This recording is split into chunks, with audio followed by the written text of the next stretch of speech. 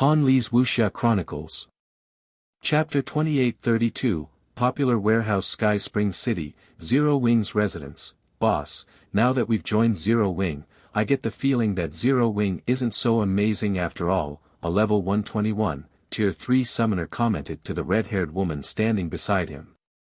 Looking at a few Tier 3 players walking some distance away, he continued, these core members of Zero Wing aren't even as well equipped as the members of our Crimson Wolf Adventurer team. Most of the Tier 3 core members in the guild residence were equipped with level 110 secret silver equipment, with only a few with level 120 fine gold equipment. In comparison, of the several hundred Crimson Wolf members who had joined Zero Wing, even the most inferior were geared in a mix of level 120 secret silver and fine gold equipment. Their weapons were also level 120 fine gold weapons or better. Their commander even sported level 120 dark gold equipment, 2 pieces of epic equipment, and 1 epic weapon. Although these 3 epic items had a maximum level of level 120, they were still far stronger than level 120 dark gold items. That's normal. Zero Wing just finished a fight with the various superpowers. From what I heard, every one of Zero Wing's Tier 3 experts died at least 2 or 3 times, with some dying up to 6 times. It's only natural to have subpar equipment standards after suffering so many deaths, the red-haired woman clad in fiery red light armor said. Chuckling, she continued, also, we didn't join Zero Wing because of its weapons and equipment but for the sake of grinding in the Secret Covenant Tower and training in the mobile fortress. At this stage of the game, the various superpowers were mostly equal in their stockpiles of weapons and equipment. Not to mention, how could the importance of weapons and equipment possibly beat the importance of getting promoted to Tier 4? She had been looking forward to getting promoted to Tier 4 for a long time now, all the more after witnessing the battle in Sky Spring City. That battle had driven home how insignificant Tier 3 existences were before Tier 4 existences.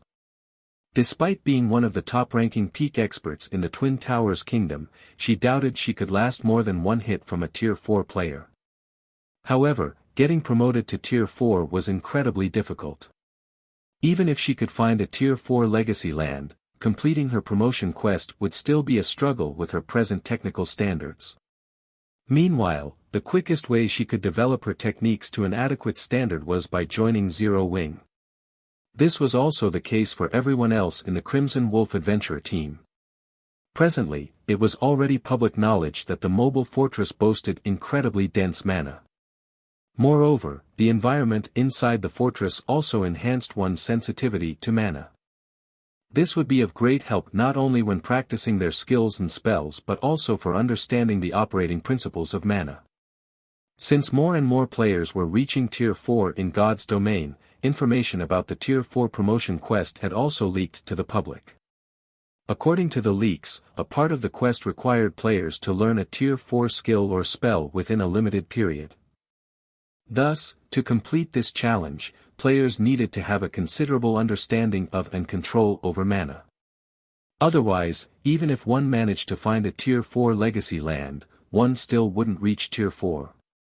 While Crimson Wolf's members were conversing, a commotion suddenly entered their ears, catching their attention. I remember that's where the guild warehouse is, the summoner youth said as he looked in the direction of the commotion curiously. Did Zero Wing's warehouse go empty? No, those people appear excited, the crimson-haired woman said, shaking her head. However, as soon as Crimson Wolf's commander finished speaking, a few excited voices reached them. Crap! Isn't the guild being too generous? They're actually letting us exchange for level 150 epic weapons and equipment. I heard that the other superpowers have only several dozen level 120 epic weapons and equipment in their guild warehouses, yet there are over 100 level 150 epic weapons and equipment here. Did the guild executives make a mistake? That's very possible. Even so, our guild is simply amazing. Other guilds barely have any level 130 equipment in their warehouses, yet we have over 6,000. I even saw quite a few level 140 secret silver weapons and equipment in the warehouse. With this, we won't have to worry about finding replacement gear after reaching level 130. The veteran members and new members of Zero Wing standing in front of the guild warehouse's exchange counters all had excited looks on their faces. For most players in God's domain, nothing was more important than weapons and equipment, especially top-tier weapons and equipment. Those were items countless players dreamed of obtaining. At this time, Zero Wing had actually put over 100 level 150 epic weapons and equipment up for exchange. No other superpower had ever shown such generosity before. In any other guild, a level 150 epic weapon or equipment would have been immediately monopolized by the guild executives. Normal members of the guild would never have a chance with these items. Of course, exchanging for Zero Wing's level 150 epic weapons and equipment wasn't easy either. Firstly, one had to be an elite member or above. Secondly, one needed an astronomical number of guild contribution points. This was because even the cheapest piece of level 150 epic equipment cost 3 million GCPs. According to Zero Wing's internal market, 1 GCP was worth 20 copper coins, thus, 3 million GCPs would be worth 6,000 gold coins. Although 6,000 gold was an astronomical price even for level 150 epic equipment, it was nigh impossible to find level 150 epic equipment on the market right now. Guild executives were monopolizing every piece of level 150 epic equipment available. Nevertheless, Zero Wing was allowing even its elite members to exchange for these items. This was undoubtedly a great benefit. Boss, I take back what I just said. Zero Wing's foundation is insane. If we can exchange for a full set of these epic weapons and equipment, we'll be unstoppable. Crimson Wolf's summoner youth said. When he saw the large number of level 150 epic weapons and equipment in the guild warehouse, he was similarly astonished.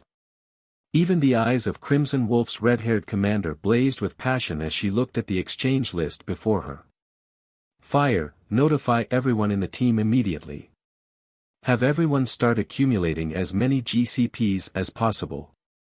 We need to secure a few of these epic items before the other adventurer teams clear them out, the red-haired woman said to the summoner youth. Okay. I'll notify them right away. The urgency of the situation spurred the summoner youth to contact the other Crimson Wolf members who had joined Zero Wing as fast as possible. For a time, many of the new members bustled about, every one of these Tier 3 experts adamant in getting a share of those level 150 epic weapons and equipment. Some of the adventurer teams that joined Zero Wing recently even exchanged their level 110 to level 120 top-tier equipment for GCPs. Since the guild purchased weapons and equipment at 10% to 15% below market value, nobody would normally be willing to trade in their old weapons and equipment for GCPs. They would rather slowly accumulate GCPs through guild quests. However, the current situation was different. There were only so many level 150 epic weapons and equipment available for exchange. If they did not secure these items as soon as possible, other people would do so. Meanwhile, trading in weapons and equipment was undoubtedly the quickest way to accumulate several million GCPs. As a result, in just half an hour after Zero Wing's warehouse was updated, it had gained an additional 2,000 level 120 top-tier equipment and 7,000 level 110 top-tier equipment. The guild's equipment crisis got resolved in the blink of an eye. Guild leader, this move of yours worked wonders. With all these adventurer teams contributing their weapons and equipment to us, we should be able to last for a few more days, Fire Dance said joyfully. It's still too soon to celebrate. Looking at Fire Dance's excited expression, Shifeng smiled and said, notify everyone in the guild that the guild will no longer restrict their activity to just the guild cities and Secret Covenant Towers vicinities. Everyone can move freely now. We're lifting the restriction now. Fire Dance was surprised by Shifeng's words. Currently, NPC forces were running rampant in the fields, robbing and attacking even the superpowers. Previously, to avoid these predicaments, Zero Wing had chosen to restrict its members' movement to just the guild cities and Secret Covenant Towers vicinities. Removing this restriction now would undoubtedly increase the guild's expenditure. Emicham. Nodding, Shifeng said, we have fallen behind the other superpowers in raiding dungeons and acquiring resources. Letting this situation continue will only be detrimental to the guild. Now that the various superpowers no longer dare have designs on the secret Covenant Tower, there's naturally no need for us to continue hiding. I understand. I'll make the necessary preparations right away, Fire Dance said. After giving the matter some thought, she found Shifeng's words reasonable. Now that Zero Wing's existence was unshakable, they indeed didn't have to lie low anymore. Read latest chapters at Wuxia World. EU. Meanwhile, as Fire Dance was drafting this announcement, Shifeng finished installing the sixth mirror of the World Mirror into the distant Zero Wing City's City Lord's mansion. System, do you wish to bind the World Mirror with Zero Wing City? Bind, Shifeng answered without hesitation. System, World Mirror bound successfully. System, congratulations. Zero Wing City has reached the requirement to become a basic main city. Do you wish to upgrade it? Chapter 2833 Promotion to Main City. Chapter 2833, Promotion to Main City. Seeing the system prompt, Shifeng chose to upgrade Zero Wing City without hesitation. System, Main City upgrade will cost 500,000 gold coins and 200,000 magic crystals. Do you wish to proceed? Proceed. Shifeng was not at all surprised by the upgrade cost, he had long since prepared the necessary funds. The next moment, 500,000 gold coins and 200,000 magic crystals disappeared from his bag. He then received another system notification. System, payment completed. All players within Zero Wing City will be teleported out of the city in 3 minutes. Upgrade is estimated to take 2 hours. Zero Wing City Region System Announcement, Zero Wing City will commence upgrading into a basic main city. All players within Zero Wing City will be teleported out of the city in 3 minutes. Players within the city are advised to make the necessary preparations. After the regional announcement's appearance, the several 100,000 players that populated Zero Wing City promptly broke out in doubt and exclamations. What's going on? Zero Wing City's getting upgraded into a main city? Zero Wing City isn't even an advanced city yet. How can it get promoted into a main city?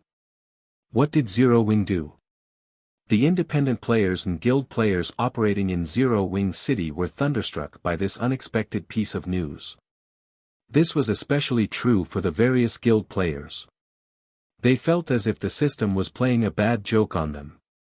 Ordinary players might not understand the significance of a main city, but guild players like themselves knew just how difficult it was to raise a guild city status to main city. In fact, even upgrading a guild city into an intermediate city was already incredibly difficult for guilds at this stage of the game.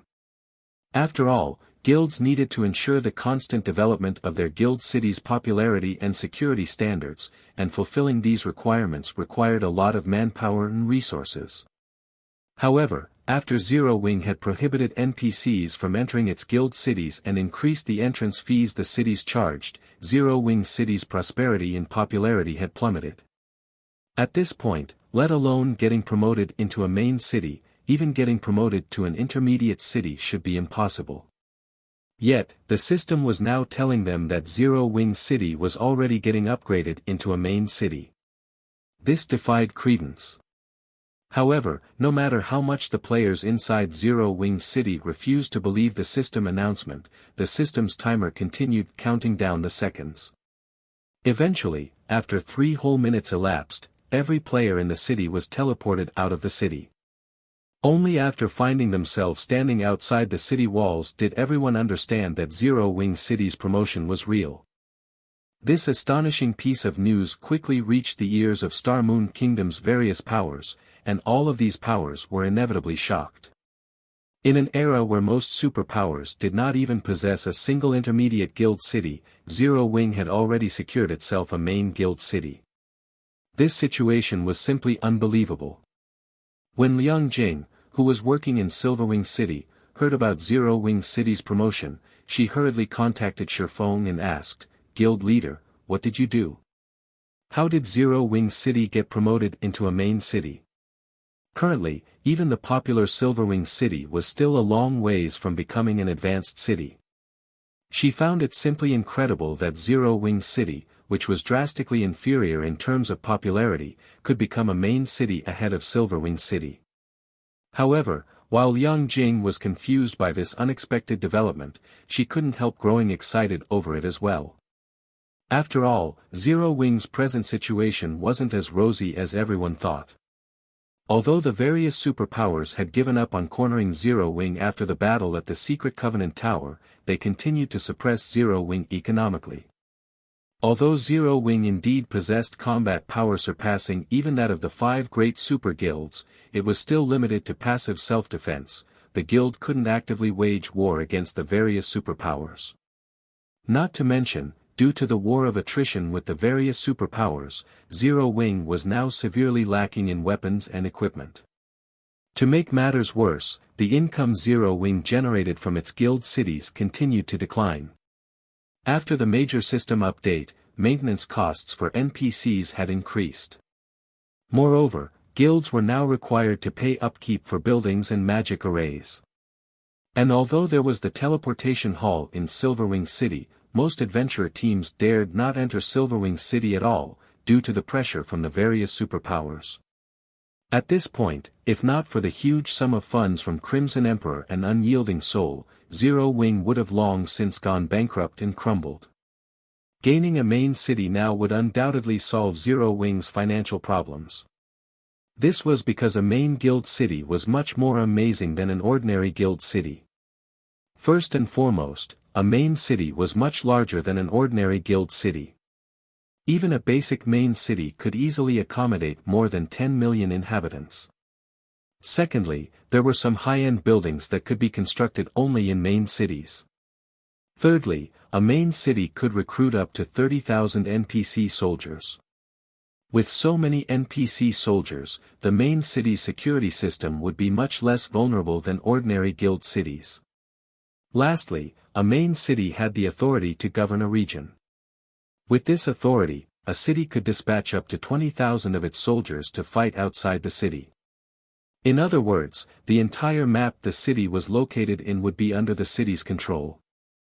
If Zero Wing City really did become a main city, the guild could afford to open the city to NPCs, and none of the various NPC forces would dare make trouble in the city.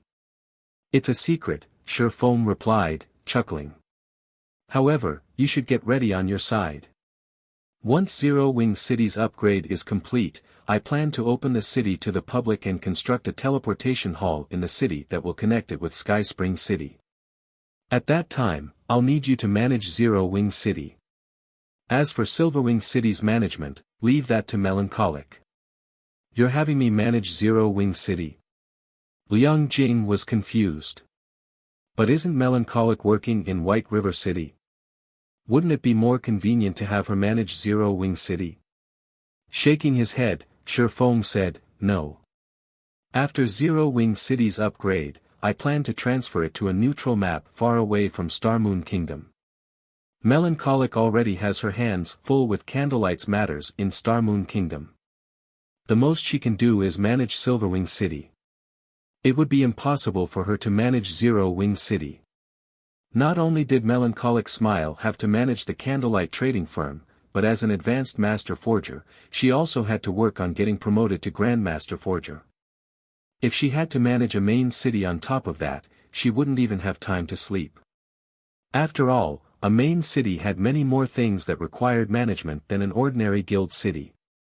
Just the recruitment and management of the main city's 30,000 NPC soldiers would be more than enough to keep a person occupied. Zero Wing City's manager would have to assign daily tasks to these soldiers as well as constantly revise the weapons and equipment configuration of these soldiers, allocating better gear and positions to soldiers who performed well, and so on. From his experience as a guild leader in his previous life, Shifeng understood just how tedious it was to manage a main guild city. In the past, it was precisely because he had to devote a significant portion of his time to handling guild affairs that he failed to reach Tier 4. Hence, in this life, he had pushed all these tasks to other people while he focused on improving himself. Otherwise, he wouldn't have achieved his current combat power. You're also going to move the city. Liang Jing's breathing quickened when she heard Shi Feng's words. Just the fact that Zero Wing City was getting promoted into a main city was already plenty shocking. If Shi Feng could also move the city to a neutral map, Zero Wing would be rich. So I need you to begin the necessary preparations now. You'll probably be very busy afterward, Shi Feng said, nodding. Simultaneously, a hint of anticipation appeared in his eyes. Read latest chapters at Wuxia World. EU currently, of Zero Wing's 3 guild cities, Stone Forest City in the Dark Knight Empire and Silverwing City in the Orc Empire held strategic locations. In the case of Stone Forest City, it was necessary to stop the Dark World's invasion. As for Silverwing City, it served as a barrier to the foe Saint Army's expansion. Hence, both cities should not be moved unless absolutely necessary. This left Zero Wing City as the only option to use as a foothold in high-level neutral maps. After all, unlike Stone Forest City and Silverwing City, Zero Wing City didn't counter any player forces. Moreover, Zero Wing City's position in Star Moon Kingdom no longer brought much value to the guild. 2 hours went by quickly, and an entirely new Zero Wing City came into view. Immediately afterward, Shi Feng arrived in the City Lord's Mansion's core control room and injected 5,000 mana stones into the world mirror. He then transferred Zero Wing City to a level 140 neutral map, leaving the excited crowd outside the city dumbfounded. Chapter 2834, New Zero Wing City. The city disappeared. What's going on? Wasn't Zero Wing supposed to get promoted into a main city? The players gathered at the Witch's Hill were inevitably confused when they saw Zero Wing City disappear all of a sudden. It just vanished into thin air. Did Zero Wing transfer the city elsewhere? That shouldn't be possible, right? This is a main city we're talking about. I looked into it before. If a main city will relocate within the borders of a country, transferring it requires not only an advanced city transfer order but also the permission of the host country. This is because a main city is deeply involved in the governance of the region it is in. A heated debate promptly arose over Zero Wing City's disappearance. Star Moon Kingdom's various powers, in particular, were nervous. After all, Zero Wing would automatically gain the ruling rights of whichever location Zero Wing City was transferred to. If this location happened to fall within their territory, they would have to say goodbye to their territory. Meanwhile, as Star Moon Kingdom's various players and powers were discussing this matter. Level 140 neutral map, Arctic Canyon, a majestic and wealthy city suddenly appeared on a cliff near the coast of this map, instantly occupying nearly half of the 20,000-yard coastline. The city faced a boundless, snowy forest and had its back to the frozen sea. It's finally my turn to control this region in this life. Shi Feng couldn't help being a little excited as he looked at the ocean view outside the city. The Arctic Canyon was a level 140 to level 160 neutral map, one of the few neutral maps on the main continent connected to the sea. The Sea of Death was near the Arctic Canyon, and by crossing the Sea of Death, one could reach the western continent. The Arctic Canyon was one of the eastern continent's closest shores to the western continent. In addition, the Arctic Canyon also lay close to the top of the world. This was a new continent that countless experts in God's domain sought to conquer. Not only was the Arctic Canyon one of the few maps that led to the top of the world, but it was also the easiest entry point to this continent, which was 100,000 meters above sea level. In the past, every inch of land in the Arctic Canyon was worth its weight in gold. It was a place where the various superpowers sought to establish a foothold, no matter the cost. However, as most of the Arctic Canyon's terrain was uneven, the map could house only a limited number of guild cities, especially guild cities at the main city standard. The Arctic Canyon could house 4 main cities and 22 ordinary guild cities at most. Guild towns couldn't survive in this place at all. Even if the town received protection from a Tier 5 player, the blizzards here would still reduce it to a pile of ruins in an instant. For a shelter to survive here, it would need to be at the advanced city standard at a minimum. With such limited space, first-rate guilds and weaker would be dreaming if they thought they could establish a foothold here. In fact, most superpowers failed to do so in Shifeng's previous life. The 4 plots of land that could house main cities, in particular, were so heavily contested that even the 5 great super guilds met with failure. In the end, the 5 great super guilds had to share 2 of these lands, while the various superpowers shared the remaining 2. Yet, Shifeng had now claimed the Arctic Canyon's best plot of land for himself. How could he not be excited by this situation? After all, any player that had reached level 150, Tier 4 would have to visit the top of the world. This was because this new continent held plenty of ancient treasures and legacies, all of which were crucial for these players to further improve themselves. Back then, the top of the world was such a tempting place that even Tier 3 players had come to challenge it. Unfortunately, due to the top of the world being too distant from Star Moon Kingdom, it had been completely outside Shadow's sphere of development. Hence, Shifeng never actually set foot into the top of the world in the past. He had only ever heard stories about it. The Arctic Canyon, though, was a place he had visited in his previous life. This was because the Arctic Canyon served as a trade hub for the 2 main continents. Over 20% of the ships traveling between the 2 continents would stop at the Arctic Canyon. After all, not everyone had a flying mount, and neither was everyone capable of reaching Tier 4. The intercontinental magic arrays available had also been monopolized by the various superpowers. As a result, most trades conducted between the 2 continents were still seaborne. With this place serving as Zero Wing's base, the guild would no longer have to worry about matters relating to funds, resources, and leveling up. Even the various superpowers working together wouldn't be able to suppress Zero Wing. Next up is to set up the 12-array magic world. Shifting his gaze to the control room's core magic array, Shifeng took out various materials he had prepared beforehand. Apart from some basic materials, the 12-array magic world also required 300,000 magic crystals, 107 luminaries crystals, and 200 magic elven stones to set up. Once operational, the magic array would need 800 mana stones every day to maintain it. Even with the Philosopher's Stone's alchemical synthesis, it would still cost 40,000 magic crystals daily. Just its maintenance could already bankrupt the average first-rate guild. An hour later, Shifeng finished integrating the 12-array magic world with Zero Wing's core magic array. Once he injected the necessary mana stones into the magic array, he could activate it whenever he wanted. However, Shifeng did not rush to activate the 12-array magic world. Instead, he took out a gigantic, pitch-black heart from his bag. The heart was translucent like a crystal, and one could even see it beating occasionally. This crystalline heart was one of the 2 items Beast Emperor dropped. An evil demon king's heart. It was a bona fide inferior divine artifact ranked material. The value of this item rivaled a dragon's heart. Back when Shifeng picked up this item, he had even wondered if he had killed a Tier 5 evil demon king instead of Beast Emperor. An inferior divine artifact ranked power source was beyond extraordinary.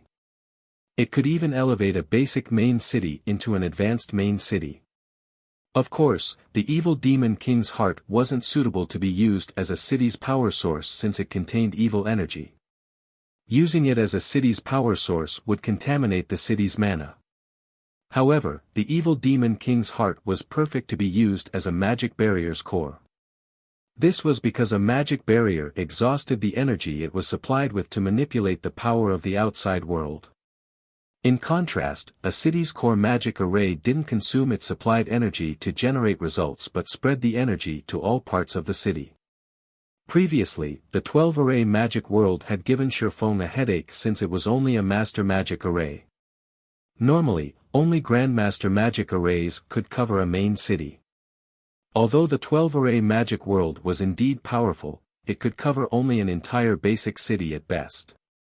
Let's hope this thing lets the magic array undergo a qualitative transformation. Taking a deep breath, Shifeng placed the evil demon king's heart onto the 12-array magic world's core. He then activated the magic array. Suddenly, he sensed a terrifying and violent energy flowing into the magic array. This violent energy then shattered the space above Zero Wing City through the magic array, creating a dark void with a 10,000-yard radius.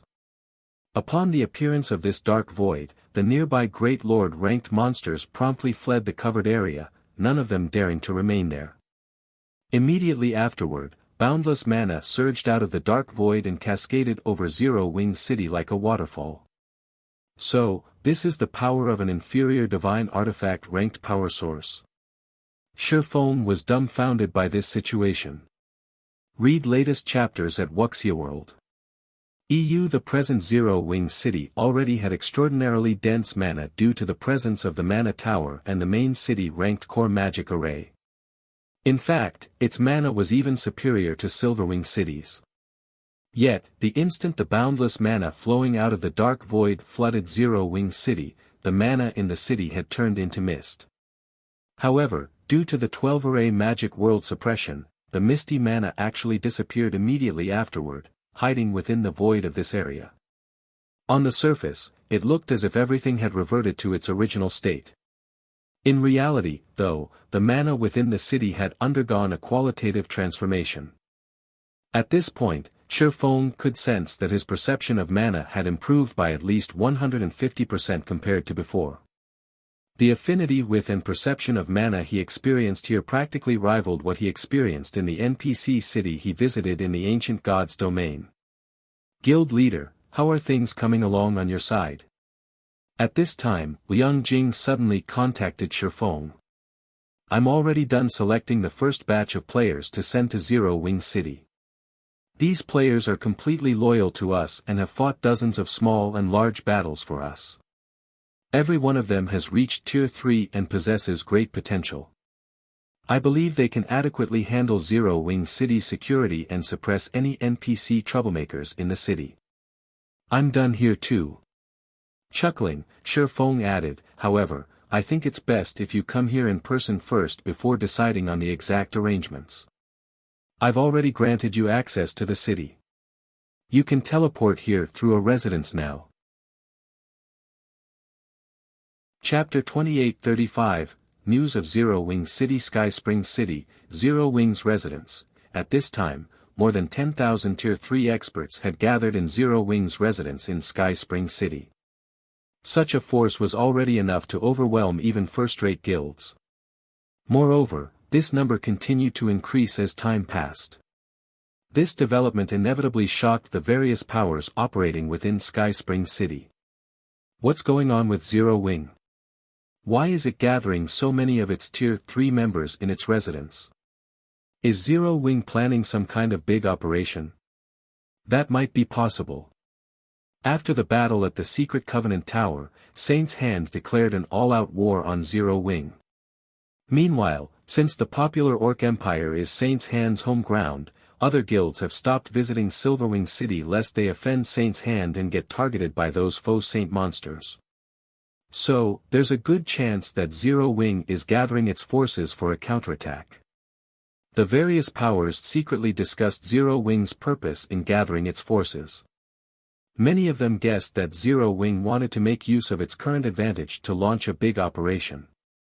After all, now that Zero Wing had the Secret Covenant Tower as its foundation, nobody was capable of threatening the guild's existence.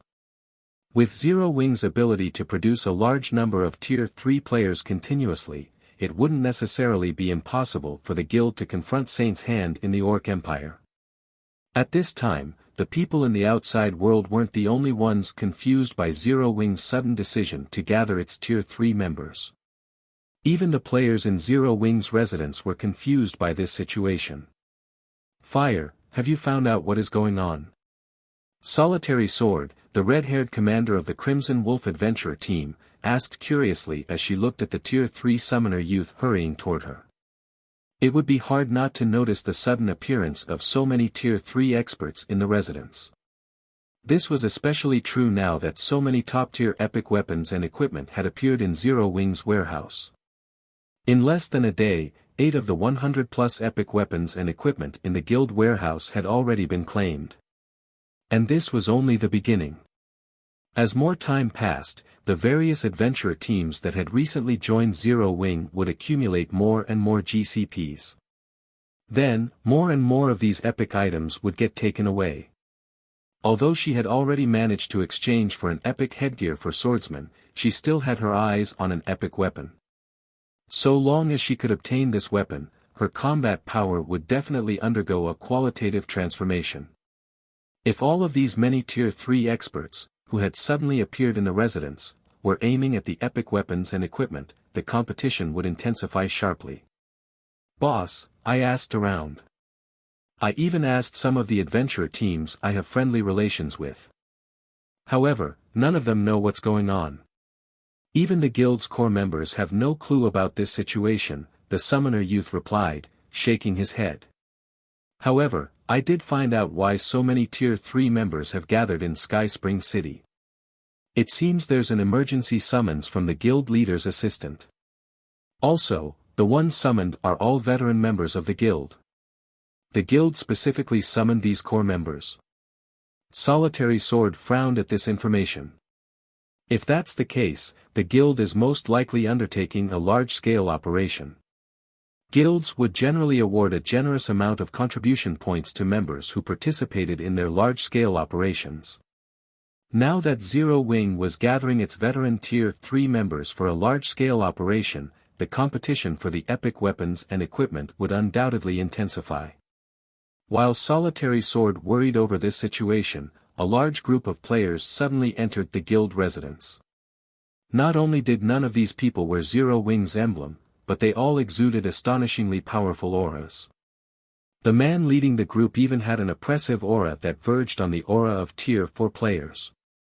Why is Heaven's Blade's vice commander here? I heard rumors stating that Heaven's Blade became Zero Wing's subsidiary after the incident on Dragonheart Island. It seems these rumors were actually true.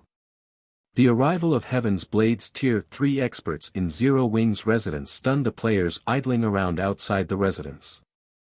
The various guild players were especially shocked. Although Heaven's Blade was only an adventurer team, it possessed incredible fame. The adventurer team even had 3 domain realm experts. Moreover, many superpowers in God's domain had tried recruiting Heaven's Blade, but the adventurer team had refused all the invitations it received.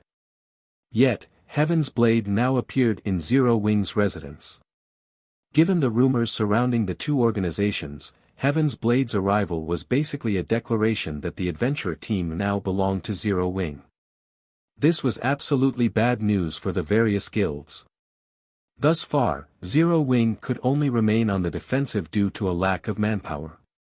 However, things would definitely change now that Heaven's Blade had come under Zero Wing. Vice Commander, Zero Wing really is amazing. It already has so many Tier 3 experts now. At this rate, it won't be long before Zero Wing overtakes the various superpowers in this regard, Cleansing Flame said, sighing ruefully as she took in her surroundings. She had heard something of the battle that had taken place at the Secret Covenant Tower. At one point in the past, Heaven's Blade had been in existence that could contend against the various superpowers. At that time, the adventurer team had more experts than Zero Wing. Now, Zero Wing had become a true behemoth. Despite not being an actual superpower, it had already surpassed the various superpowers. Chuckling at Cleansing Flame's words, Divine Shadow said, "All right, let's hurry up. We shouldn't make guild leader Black Flame wait for too long." Nodding, Cleansing Flame quickly followed Divine Shadow to the residence's guild hall. Personally, she was very curious about why Shifeng had suddenly called for Heaven's Blade's top combatants this time. Logically, with the number of Tier 3 experts Zero Wing had assembled in Sky Spring City, it shouldn't lack manpower here.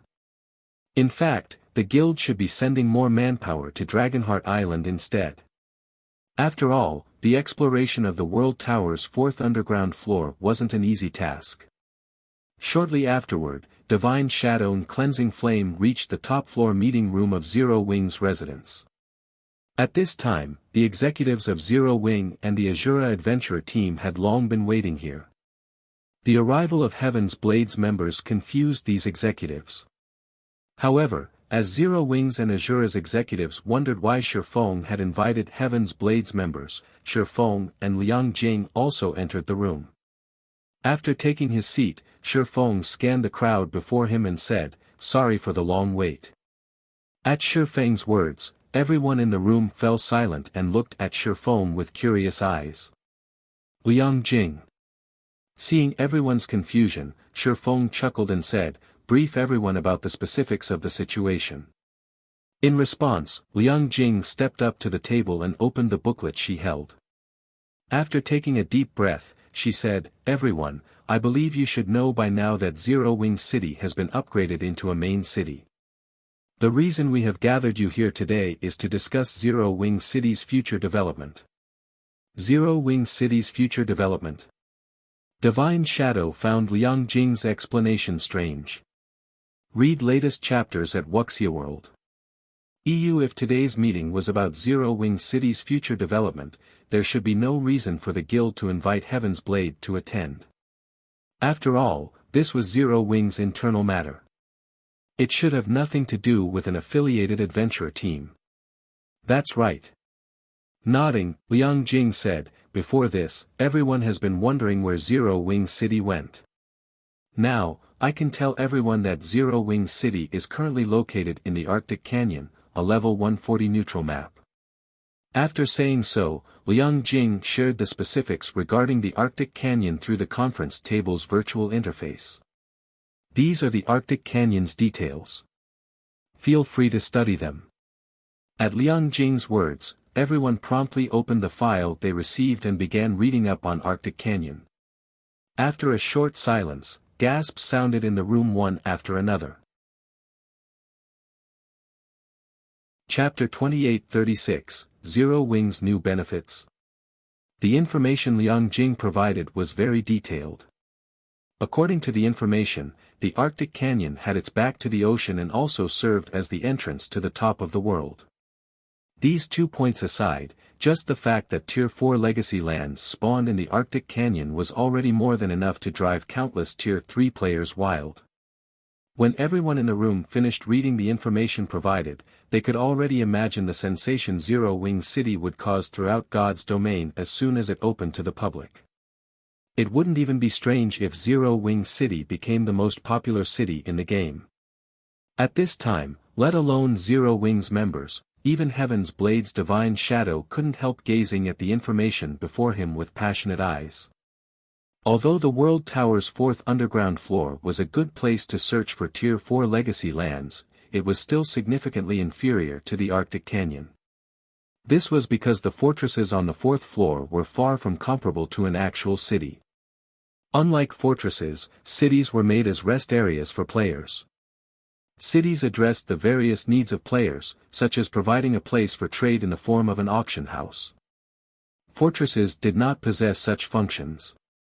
After reading the information, Fire Dance turned to Shifeng and asked, "Guild leader, do you mean to close Zero Wing City's access to the public and have us monopolize the map for now?"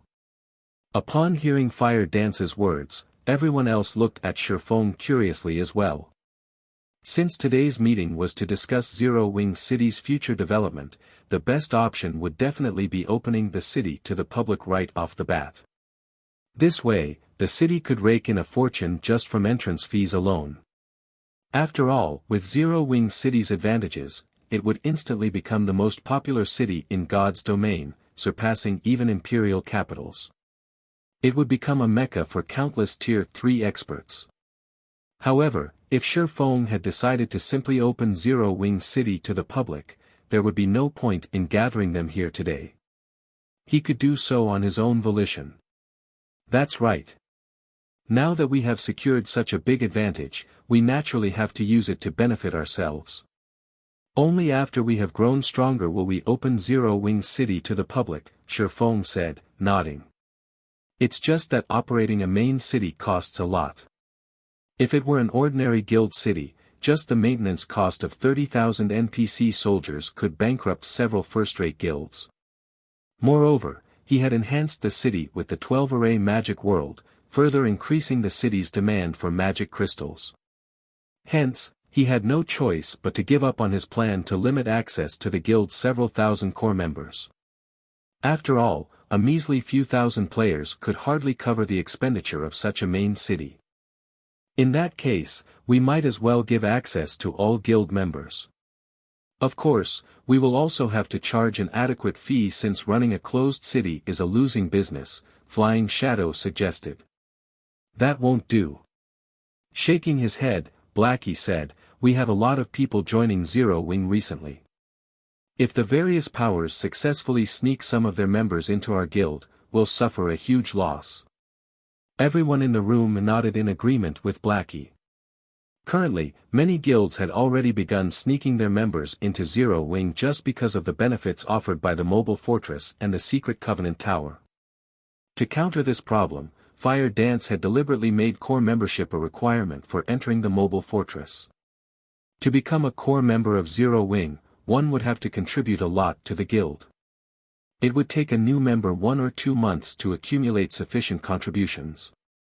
Only after this new regulation appeared did the various guilds dismiss their plans. However, this new regulation failed to deter the adventurer teams.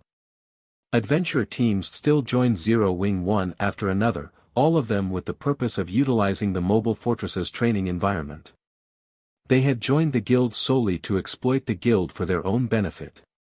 Once these adventurer teams achieved their goals, there was a high chance they would just pack up and leave. Of course, Zero Wing didn't mind that much. After all, these adventurer teams would have to make the corresponding contributions to obtain the benefits they sought. At this time, Yulan suggested, how about we learn from the mobile fortress's example and let only core members enter? I'm afraid we won't have enough numbers if that's the case. Shaking her head, Liang Jing explained, based on our current estimates, we need at least 80,000 people to keep Zero Wing City running normally. Even then, we'd have to charge 1 magic crystal per person. It cost 40,000 magic crystals just to keep the 12-array magic world running. After factoring in the magic crystals needed to keep the city's various other magic arrays and constructions operating, the city would need to make at least 80,000 magic crystals per day to avoid falling into the red. Moreover, this still didn't include the cost of the 30,000 Tier 3 NPC soldiers the guild planned to recruit. That much? Yulan was slightly surprised. A daily operational cost of 80,000 magic crystals was something even the various superpowers would find hard to stomach, especially since this was only one city they were talking about. That's why Liang Jing and I plan to open Zero Wing City to the elite members of Zero Wing and Zero Wing's affiliated powers as well. However, everyone will have to cover the teleportation fees themselves.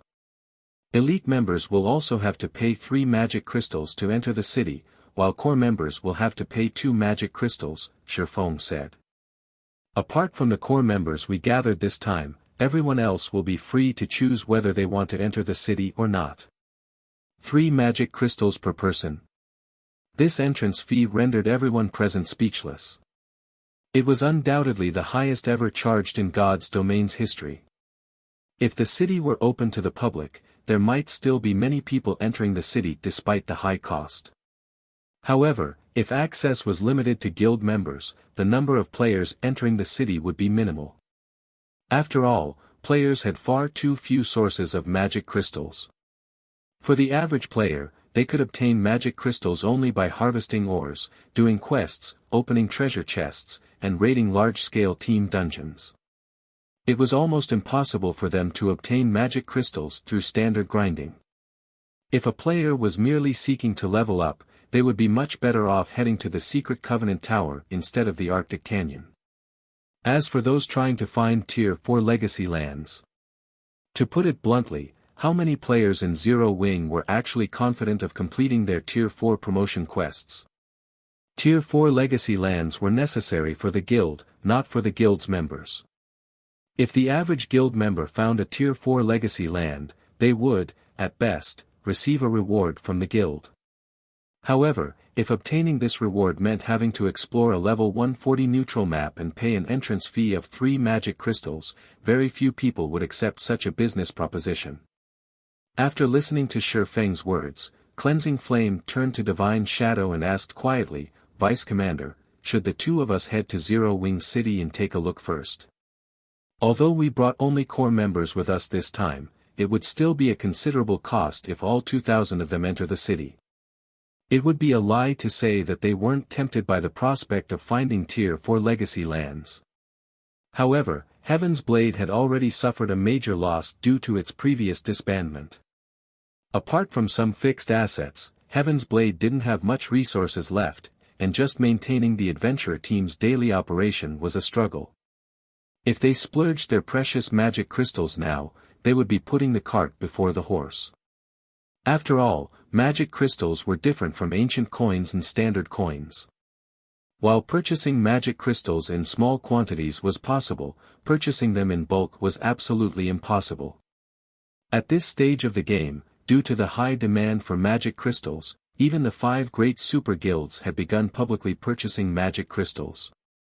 Yet, they only managed to purchase the crystals in small quantities from independent players seeking to earn credits. None of the various guilds or adventure teams members would be dumb enough to trade magic crystals for credits. "Amicham. We'll do that," Divine Shadow said, nodding. "If the Arctic Canyon is better, we can shift our base of operations to Zero Wing City instead of continuing our struggle with the various superpowers on Dragonheart Island." Shortly after Shi Feng and the others concluded their meeting, Zero Wing suddenly announced a new guild benefit on its notice board.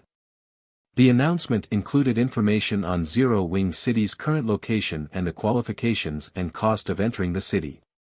A sensation immediately spread within the guild. Can this be considered a benefit? Although Zero Wing City's location is good, the guild is charging elite members 3 magic crystals to enter. Isn't the guild just trying to harvest us for magic crystals? That's right. That's a level 140 neutral map we're talking about.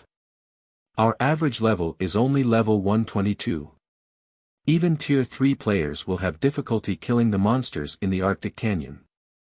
If the guild really wants to give us a new benefit, it should let us enter for free. However, the Arctic Canyon is an unexplored neutral map. There will be plenty of treasure chests and dungeons waiting for us. We also won't have to worry about competing with the members of the other powers. Exploring the Arctic Canyon will definitely be more profitable than exploring level 130 neutral maps. For a time, Zero Wing's members debated heatedly among themselves. While some felt that the entrance fee was too much, others felt that the benefits they could gain from the Arctic Canyon were worth the cost. "Boss, should we head to Zero Wing City?" the Tier 3 summoner youth from the Crimson Wolf adventurer team asked Solitary Sword. "Many of our team's members are planning to head to the Secret Covenant Tower to grind for levels first. They think that there's no need to explore the Arctic Canyon for now. Read latest chapters at Wuxia World. EU, of course. Why wouldn't we go?"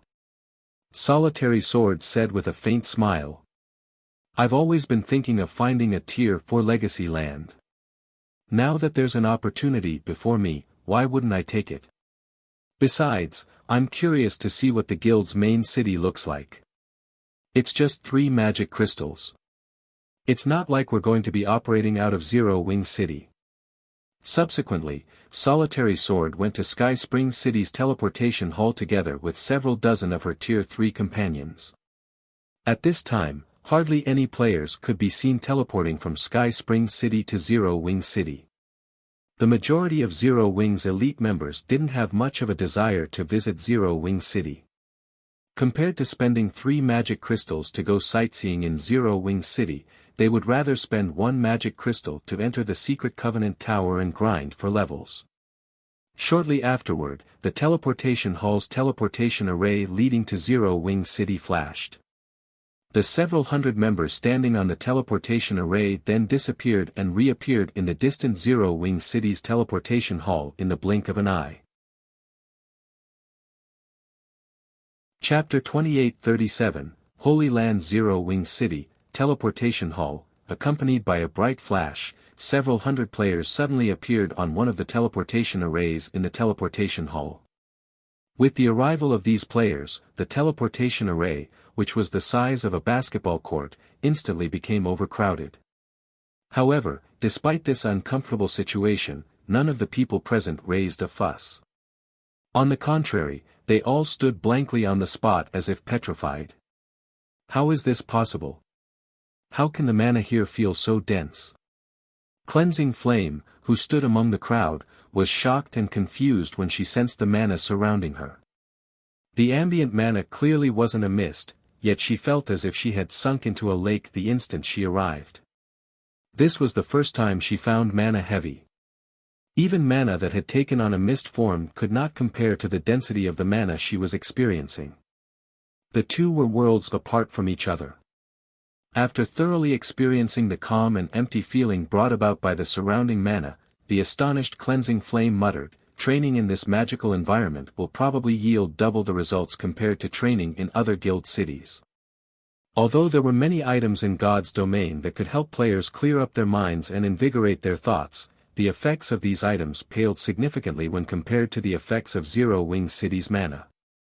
Double? You're severely underestimating this place. The mana here isn't just incredibly dense, Divine Shadow said, shaking his head. With his face blank with astonishment, he continued, "My mana affinity feels like it doubled or more. I can perceive the operating principles of mana with much greater clarity. If we train here, our training efficiency will quadruple at the very least. Moreover, this place should also be of great help toward reaching Tier 4. What made the Tier 4 promotion quest challenging wasn't just the troublesome process of finding a Tier 4 legacy land. Having to learn a Tier 4 skill or spell within a short time was also a huge hurdle. This condition placed an incredibly high demand on players' understanding of and familiarity with mana. This was akin to asking a programmer to create a game of epic proportions within a limited period. While most programmers knew the programming language necessary to create the game, not every programmer had the skill and understanding to complete the game within the time limit.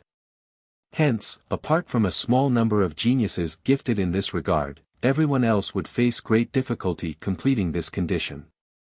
In this situation, the only thing players could do to remedy this problem was improve their familiarity with and control over mana. Only, doing so was easier said than done, as very few external items in God's domain could help in this regard. Now, Zero Wing City made this possible. Upon hearing Divine Shadow's words, Cleansing Flame also focused on her affinity with the surrounding mana. Immediately afterward, an indescribable sense of shock overwhelmed her. At this time, her perception of the operating principles of mana had undergone a massive transformation. Previously, whenever she tried perceiving the operating principles of mana, it was as if a dense layer of fog hindered her perception. Without assistance from legacies and graphical introductions, she wouldn't have understood anything. Now, when she tried perceiving how mana operated, her perception was no longer as foggy as before. Instead of a dense layer of fog, it was more like a thin gauze hindered her perception. Even without concentrating, she could still perceive the operating principles with great clarity. With this improvement in her perception, she quickly found answers to the problems previously plaguing her. Now, I know why Guild Leader Black Flame dared to collect magic crystals so wantonly and even called this city a guild benefit. When Divine Shadow perceived his improved control over mana, he couldn't help a bitter smile.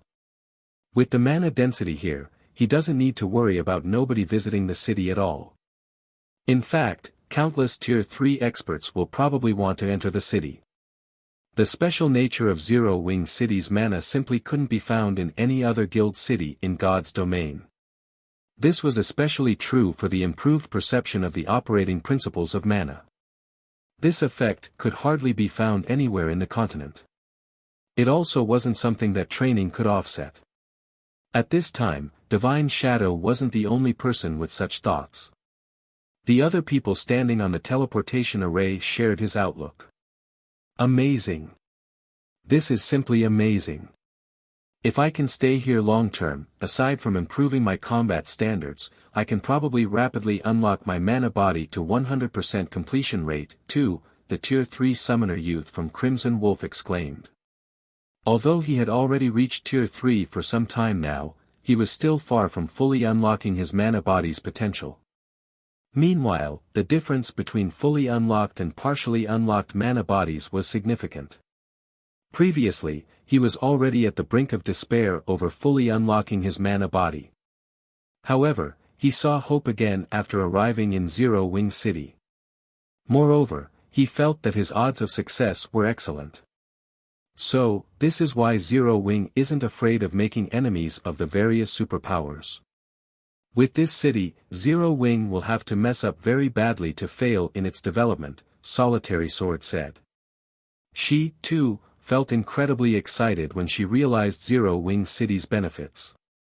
Previously, she had anticipated that Zero Wing City would only provide temporary shelter while she searched for Tier 4 legacy lands. Now, however, she could also use Zero Wing City to improve herself and increase her chances of promotion to Tier 4. After a brief silence, the several hundred players standing on the teleportation array could no longer suppress the restlessness in their hearts. They charged out of the teleportation hall, curious to see what the situation in Zero Wing City was like. As soon as everyone exited the building, they were dumbfounded by the sight that greeted them. Zero Wing City was practically more developed than NPC cities. Not only was the city filled with high-rises, but there were also all sorts of high-end buildings.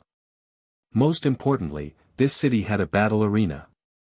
This was a place where players could conduct PvP to their heart's content. Originally, the battle arena held very little attraction for Tier 3 players. This was because the battle arena provided very little benefit to Tier 3 players, apart from the opportunity to spar against powerful experts. Only Tier 2 players and below preferred to visit the battle arena for sparring. In the present Zero Wing City, however, the battle arena had undoubtedly become the place everyone paid most attention to. All of the new arrivals in the city wished they could charge into the battle arena and start sparring immediately. As more and more players arrived in Zero Wing City, news about the city quickly spread in Zero Wing's guild channel. In less than half an hour, Zero Wing's elite members started flocking to Sky Spring City like a bunch of madmen, crowding the city's teleportation hall. Many of these elite members had to wait for several dozen minutes before they could teleport to Zero Wing City. Naturally, the mass gathering of Zero Wing's elite members resulted in information about Zero Wing City reaching the ears of the various powers and independent players. The various powers couldn't help wishing they could head to Zero Wing City and take a look at the situation there for themselves. Unfortunately, with Zero Wing's regulations, they could only watch from the sidelines. Contact Zero Wing immediately. Tell them that the Wind Valley Guild is willing to partner with them so long as they open Zero Wing City to us. Contact Zero Wing and say that the Draconic Adventure team is willing to join Zero Wing, but Zero Wing must make all our members elite members. For a time, various guilds contacted Zero Wing for partnership, while adventure teams sought to join the guild as a whole. There were even superpowers that made overtures to Zero Wing. Guild leader, over 40 first-rate guilds and 200 adventure teams have contacted us already. We even received calls from 5 superpowers. All of them are either looking to form partnerships or join us with the condition of receiving access to Zero Wing City, Fire Dance reported excitedly when she read the statistical data her subordinate sent her. Some guilds are even willing to pay an entrance fee of 10 magic crystals per player. According to our current estimates, we can get an additional 500,000 players entering the city. Should we let them in? If they charged 10 magic crystals per person, they could gain an additional income of 5 million magic crystals per day. Even superpowers would go crazy from jealousy if they saw Zero Wing City raking in so many magic crystals.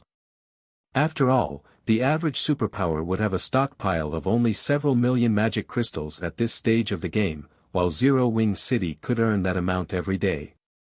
Read latest chapters at Wuxia World. EU. Now still isn't the time to let them enter the city, Shifeng said, shaking his head. However, you can tell them that Zero Wing is willing to conduct some preliminary partnerships. We will offer 1 million entry slots for now. Only 1 million? Fire Dance asked, confused. Zero Wing City was already a main city. Let alone 1 million, it could easily accommodate 10 million players. Even if they excluded the slots Zero Wing needed, such a tight restriction to the entry slots shouldn't be necessary. After all, they would be making 10 magic crystals for every non-guild member that entered the city. Emicham. Any guild that has signed a strategic alliance or resource alliance with Zero Wing can purchase these slots, Shifeng said, nodding. We will auction off these slots through candlelight, with a starting bid of 10 magic crystals per slot. Auction. Fire Dance's eyes lit up in realization when she heard Shifeng's words. I understand. I'll notify them now. Chapter 2838, Astonishing news when Fire Dance announced Zero Wing's plan to sell 1 million entry slots for Zero Wing City, a commotion broke out throughout the eastern continent. Almost every power operating on the eastern continent promptly held a meeting among their executives to discuss the entry slots. Orc Empire, Crimson Flame Fortress, how arrogant of Zero Wing. Aren't they afraid of suffering a backlash for pulling such a stunt? Snow Scar, who was now a level 130, Tier 4 Berserker, sneered as he looked at the information displayed on the conference table. They probably aren't aware that Saint's Hand has already established a city in the Black Hills, together with over a dozen superpowers. The Black Hills. This was a level 130 neutral map connected to the Valley of Death, a forbidden land. Meanwhile, the Valley of Death was also the map that current players had the best chances of exploring successfully. Although the Forbidden Land was dangerous, according to the reports of the Tier 4 experts who had explored it already, the number of Tier 4 legacy lands appearing inside far exceeded that of other places. There were also plenty of ancient ruins hidden in the map, which were of significant help with getting promoted to Tier 4. In fact, even Tier 4 players could reap a lot of benefits from these ancient ruins. In response to Snow Scar's words, Jing Yang, who was now a level 131, Tier 4 Great Wizard, turned to the woman exuding a heroic and charming aura, seated at the table's seat of honor. In a respectful tone, he said, Vice Guild Leader, Saint's Hand has sent us an invitation as well. They say they will offer us 10% of their new city's shares once it is constructed. However, we will need to garrison the city with 1 Tier 4 player and 20,000 Tier 3 players in return. How calculative of Saint's Hand. They must be aiming to have us help them deal with Zero Wing in the Orc Empire, a level 128, Tier 4 female assassin said, smirking. However, if they want to use us as pawns, don't you think that the price they're offering is too low? Snow Scar also nodded in agreement with the female assassin. The Blackwater Guild was no longer the same as it was before. Under Xuanwu Chisa's lead, the guild had grown to a point where it could rival even super guilds. Moreover, unknown to the public, the guild even had 6 Tier 4 experts already. Jing Yang, tell Saint's Hand that they need to show more sincerity if they want to partner with us. We want at least 30% of the city's shares, Xuanwu Chisa said, opening her eyes. Also, notify Zero Wing of Saint's Hand's actions. Tell them that Blackwater is willing to partner with Zero Wing to go up against Saint's Hand's alliance. However, in return, they must allow all of Blackwater's elite members into Zero Wing City. Vice Guild Leader, you know how Zero Wing operates. There's no way they will agree to such a condition, Jing Yang argued, feeling a headache incoming. He had negotiated with Zero Wing for partnership many times in the past, yet he had faced rejection every time. Now that Zero Wing had the potential to rival the 5 great super guilds, it had even less need to heed Blackwater's demands. It doesn't matter if they don't accept it now, Xuanwu Chisa said nonchalantly. Once Saint's Hand opens their city and that side arrives, Zero Wing will have no choice but to agree to our demands. I understand. Jing Yang nodded. The current Zero Wing indeed had the qualifications to be arrogant. However, once Saint's Hand opened its city in the Black Hills, the situation would quickly reverse. After all, mainstream players were currently only at level 120. Although the Arctic Canyon was also an excellent location, it simply wasn't a place mainstream players could visit. At most, they could only make use of Zero Wing City's incredible mana environment. Not to mention, Saint's Hand's alliance consisted of more than a dozen superpowers. With the manpower and resources available to them, the alliance would soon become an existence that even the 5 great super guilds had to be wary of. At that time, Zero Wing's advantage in Tier 4 players would also disappear. However, Saint's Hand's alliance still wasn't the biggest problem Zero Wing would have to face but the world-shattering war looming over the main continent. A guild like Zero Wing, which had established a base in a level 140 neutral map, would definitely head the list of cannon fodder for this war. Currently, though, very few people in God's domain actually knew of this upcoming war. The only reason Blackwater knew about it was Wuxia's special identity. Just when Blackwater was about to notify Zero Wing of Saint's Hand's actions, Saint's Hand actually announced its astonishing plan to the entire eastern continent. Moreover, Saint's Hand even declared that it would open its city to everyone and charge a cheap entrance fee of only 1 magic crystal or 50 silver coins. As soon as this news came out, many of the first-rate powers considering partnering with Zero Wing promptly changed their minds. After all, although Zero Wing City possessed an excellent environment, the entrance fee it charged was simply beyond the various first-rate powers' means. Not to mention, the city's entry slots would be auctioned. In other words, the entry slots wouldn't cost just 10 magic crystals. By the end of the auction, each slot might actually go for 15 or even 20 magic crystals. Moreover, this was only the price to enter the city. Once inside the city, they were bound to incur all sorts of other expenditures as well. Rather than spending all those magic crystals, it would be much better to head to Saint's Hand's city and explore the Valley of Death for ancient ruins and Tier 4 legacy lands. Not only could they save up on a lot of magic crystals by doing so, but their potential income was also higher.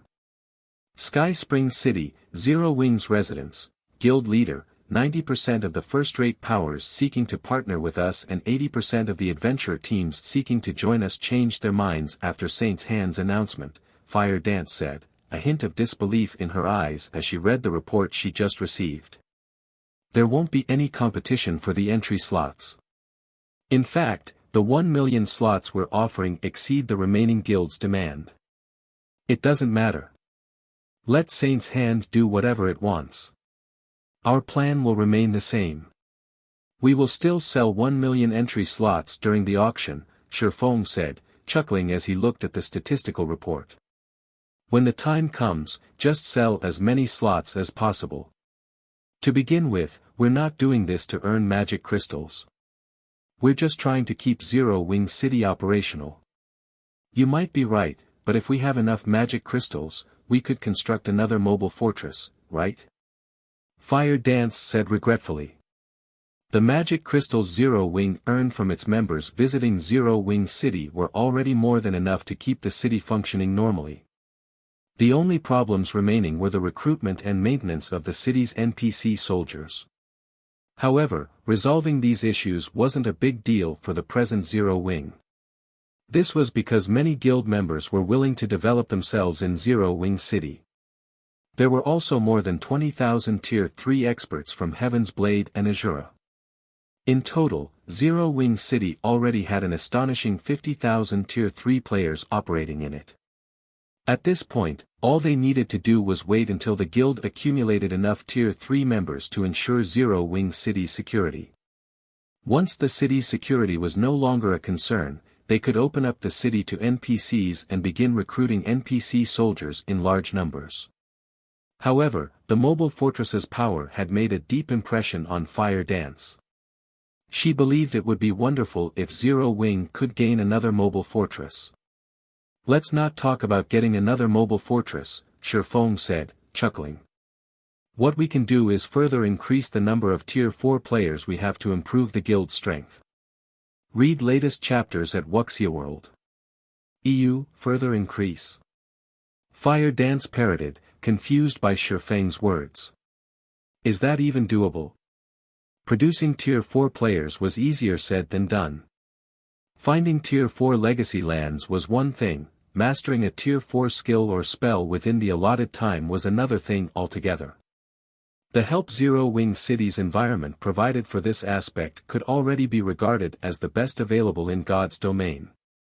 She found it hard to imagine other ways to help Zero Wing produce even more Tier 4 players. Of course. Smiling, Shifeng said, contact Summer and the others and have them gather in Zero Wing City's City Lord's mansion. If it were before he had visited the ancient god's domain, he would indeed have no way of accomplishing such a feat. However, after his trip to the ancient era, he did. And that was by using the ancient beast sculpture.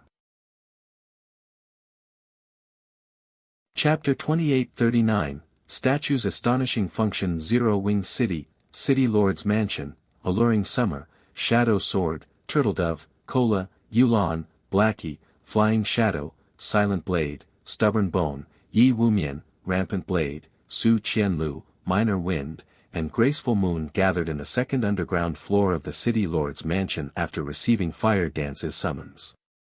Looking at Fire Dance, who was guiding their group, Cola asked curiously, "Commander, why did the guild leader suddenly have us come over?" At Cola's question, the others in the group also looked at Fire Dance curiously. For the sake of raising their chances of getting promoted to Tier 4, they had all focused on training in the battle arena recently to improve their control over mana. In Zero Wing City's mana environment, their control over mana had improved at a noticeable rate. Among them, Alluring Summer had become a master magician and even gained her own mana domain. Her achievements had spurred the rest of them to train even more zealously. Yet, instead of letting them focus on their training, Fire Dance had suddenly summoned them here. "It's a secret," Fire Dance answered with a smile. "Moreover, this trip will be beneficial for you. You might even increase your chances of getting promoted to Tier 4 by a large margin." Fire Dance naturally knew of everyone's desire to get promoted to Tier 4. After all, Zero Wing City's environment was greatly beneficial to even a Tier 4 player like herself, let alone Tier 3 players.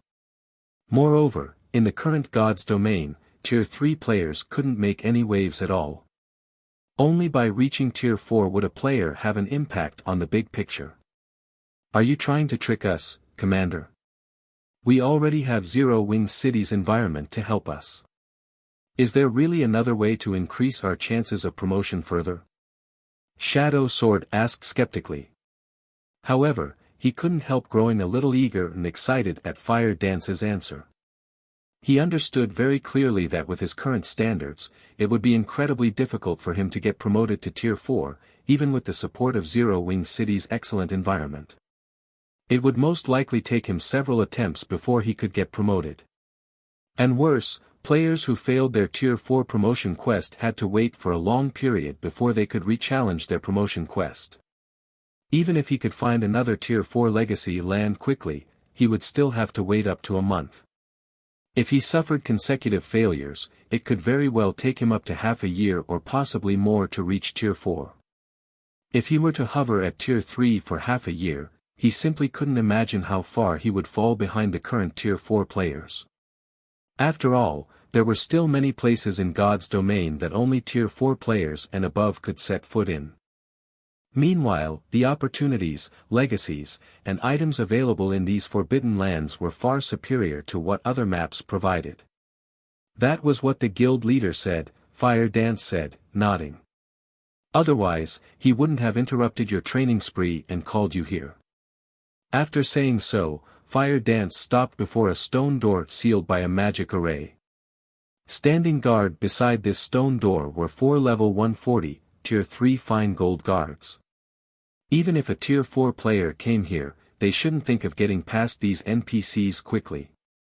When the 4 NPCs saw Fire Dance, they promptly removed the seal on the stone door. Subsequently, the stone door parted slowly, revealing a room the size of a basketball court. Many magic arrays isolated the room. Even if a Tier 4 player made a ruckus inside the room, their actions would go unnoticed in the outside world. Shi Feng was waiting inside the isolated room. After glancing at everyone, Shi Feng said, "Come on in." In response to Shi Feng's words, Fire Dance entered the room curiously, followed by the rest of the group shortly afterward. After everyone entered the room, the 4 guards outside the room closed the door and quietly stood watch by the door, none of them daring to relax for even a moment. Having entered the room, Fire Dance and the others couldn't help looking at Shi Feng in confusion. This was because even after entering the isolated room, they failed to sense anything special about it.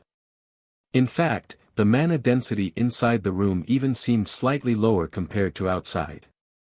Upon seeing everyone's confusion, Shi Feng smiled and said, "You must be wondering why I summoned you to such a place, right? Guild leader, the commander said you have a way to further increase our chances of getting promoted to Tier 4. Unable to hold back his curiosity any longer, Kola asked, "Is that true?" Truthfully, Kola didn't have much confidence in getting promoted to Tier 4 since his combat standard was still stuck at the flowing water realm even now. His control over mana was also only at the advanced magician standard. It was basically impossible for him to learn a Tier 4 legacy skill within a short period. It's true. However, how much improvement you gain will depend on yourselves, Shi Feng said, nodding. He then pointed at the ancient beast statue set up in the center of the room and continued, "This thing is the key to your promotion to Tier 4. A statue?" Everyone present grew even more confused when they heard Shi Feng's words. Even Fire Dance was no exception. Although the statue in front of them looked exquisite, no matter how they looked at it, it did not seem like a tool that could help them reach Tier 4. "Observe it from a closer distance," Shi Feng said, chuckling. "But don't use your eyes, use your whole body to perceive it." The ancient beast statue was an incomparably mysterious object, and it was incredibly difficult for someone to notice its uniqueness. This was because the ancient beast statue would reveal its properties only in an environment with incredibly dense mana. Moreover, these properties were noticeable only at close distance. If one stood too far away from the statue, one wouldn't sense anything special about it. In fact, placing the statue in a room would even cause the density of the mana in the room to drop.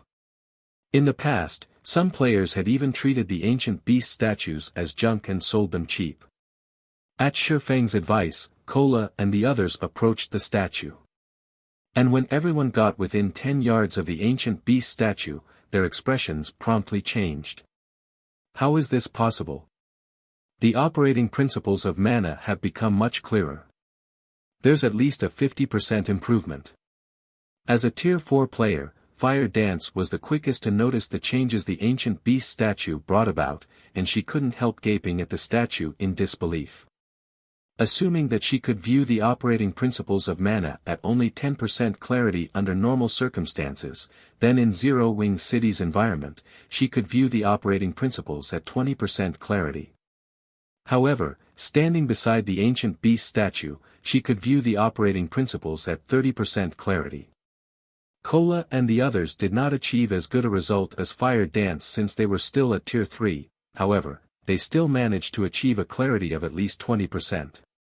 At this time, their perception of the operating principles of mana was superior to the average Tier 4 players.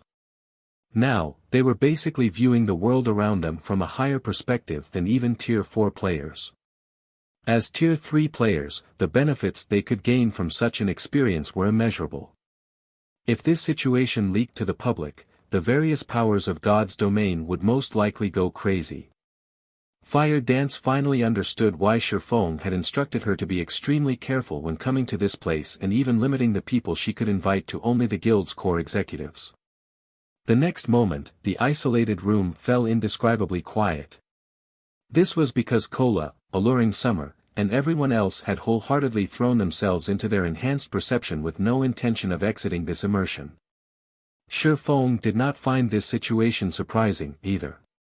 After obtaining world authority, his perception of the operating principles of mana had reached an incredibly high level. Within the ancient beast statue's vicinity, he could even achieve a 40% clarity. Back when he was controlling Ferbero, a half-step demon king, he had only managed to achieve a 50% clarity, yet he already had a feeling of invincibility. Of course, this was only a misconception arising from suddenly obtaining so much power. Even so, the brief experience of viewing the world through Ferbero's senses had provided him with immense help in developing his mana body and improving his control over mana. Although he didn't get the same feeling when standing next to the ancient beast statue, he was relatively close to that feeling already.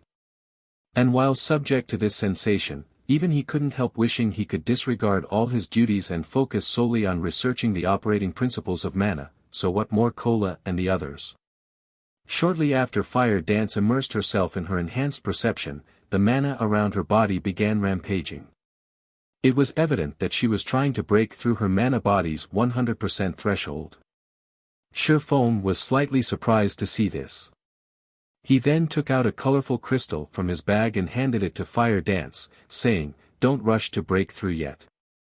Do it after you finish learning the legacy inside this thing." In response to Shifeng's words, Fire Dance halted her attempt to break through and accepted the memory crystal.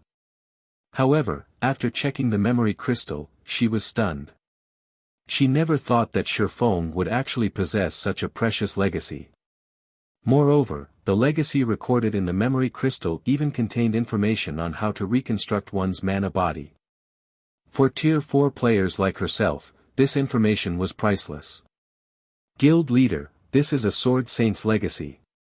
Giving it to me would be wasteful, Fire Dance said hesitantly. She was no fool.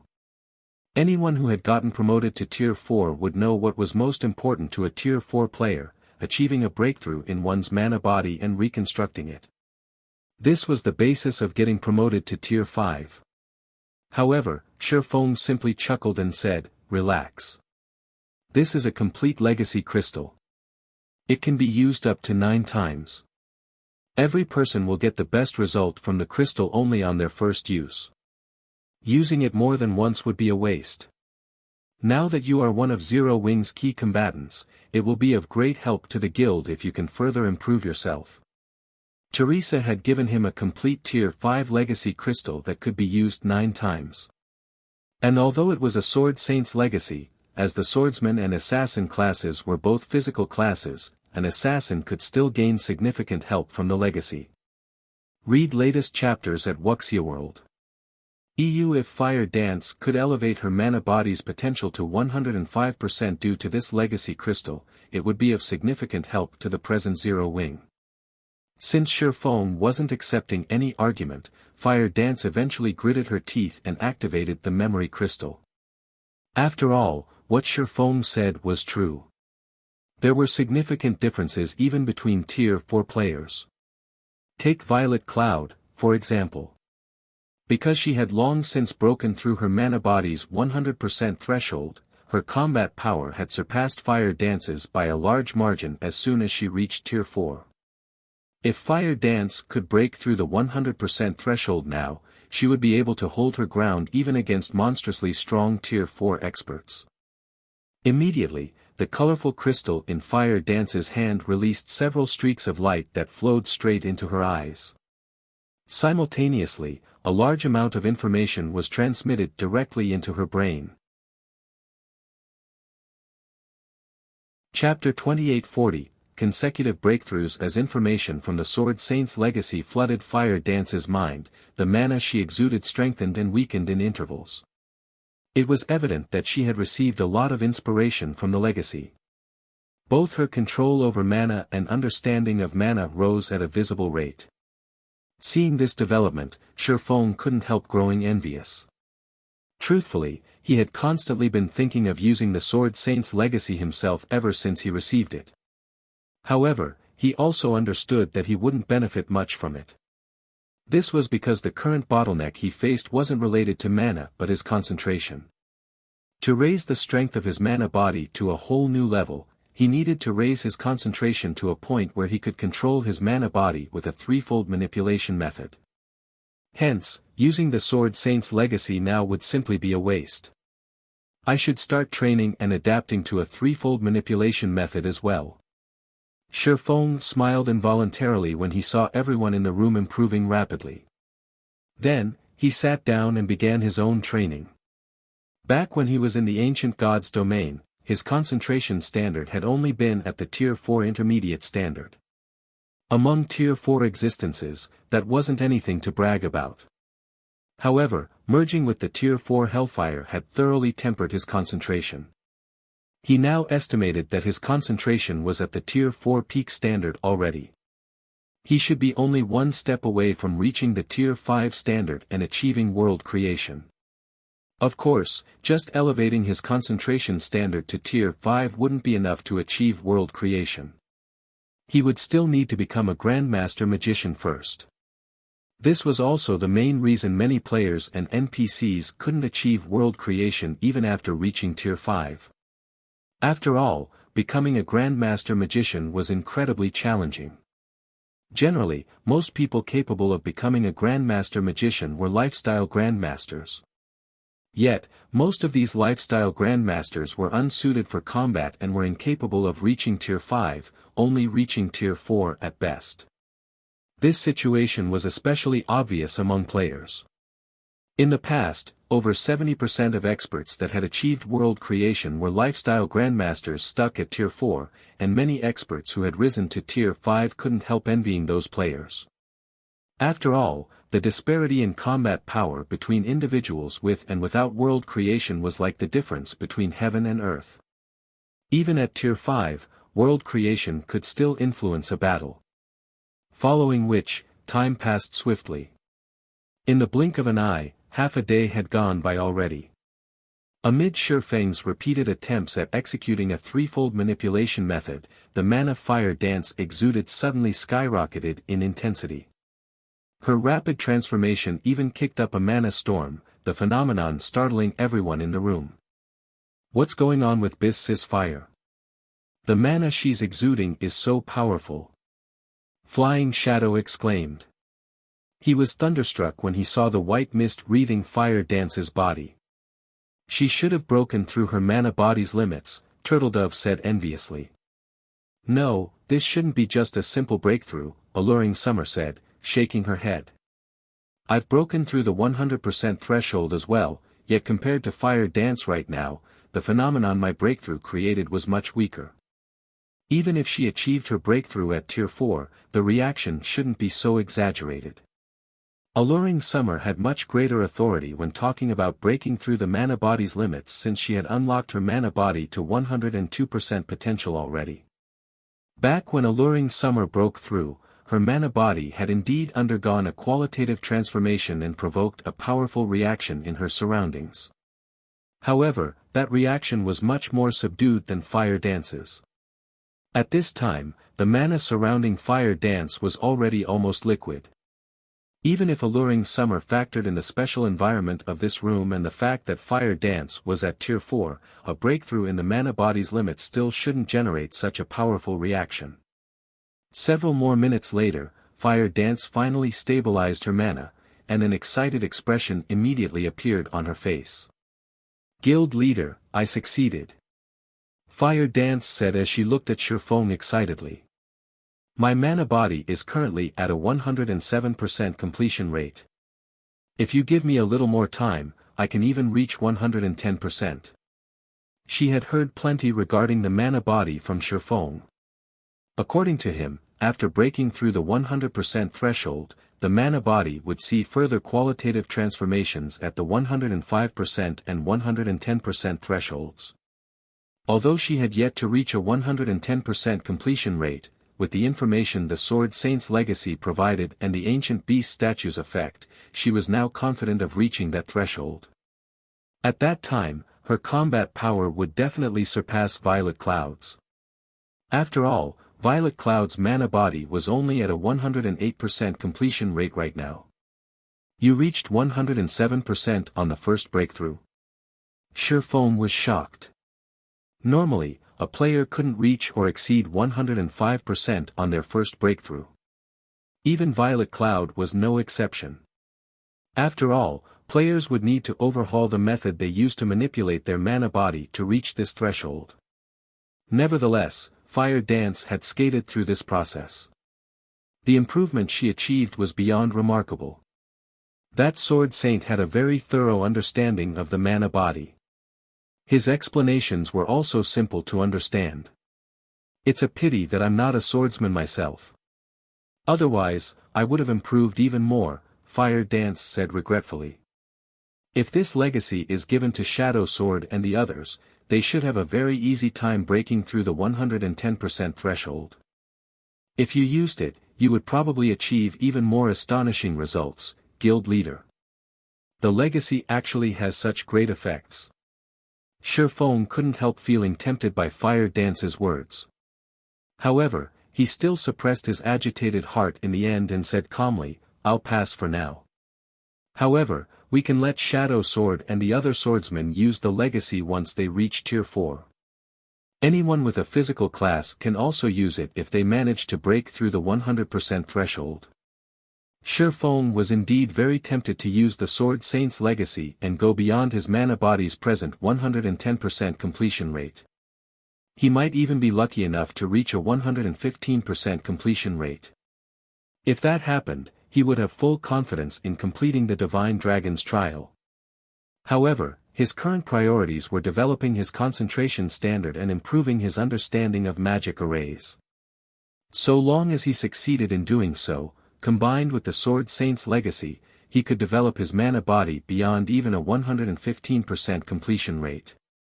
In fact, once he reached level 150, he could even start trying to create a personalized mana body. After all, not every Tier 5 expert in the past had started creating personalized mana bodies only after exceeding the 110% completion rate. Many of these Tier 5 experts had tried and succeeded even at 109% and 110%. This was because there was no integral connection between a mana body's completion rate and the creation of a personalized mana body. Having a higher completion rate only meant that a player was more familiar with the mana body they currently had. At most, this familiarity would grant the player an easier time in creating a personalized mana body. It wasn't essential. As for the matter of sharing the Sword Saint's legacy, if it were possible, he would prefer to let only Tier 4 swordsmen use it. However, given the circumstances, Zero Wing didn't have 7 more Tier 4 swordsmen suitable. Hence, he had no choice but to loosen the condition. That way, the guild could produce more above-average Tier 4 players. I understand. Fire Dance nodded. Over the next 10 days, Zero Wing's core executives achieved significant breakthroughs one after another, thanks to the Ancient Beast statue.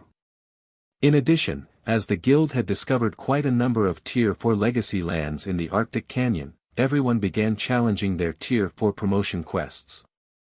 As for Fire Dance, after reaching a 110% completion rate with her mana body, she led an exploration team into the Arctic Canyon, drastically increasing Zero Wing's income, particularly of top-tier level 130+ equipment and materials.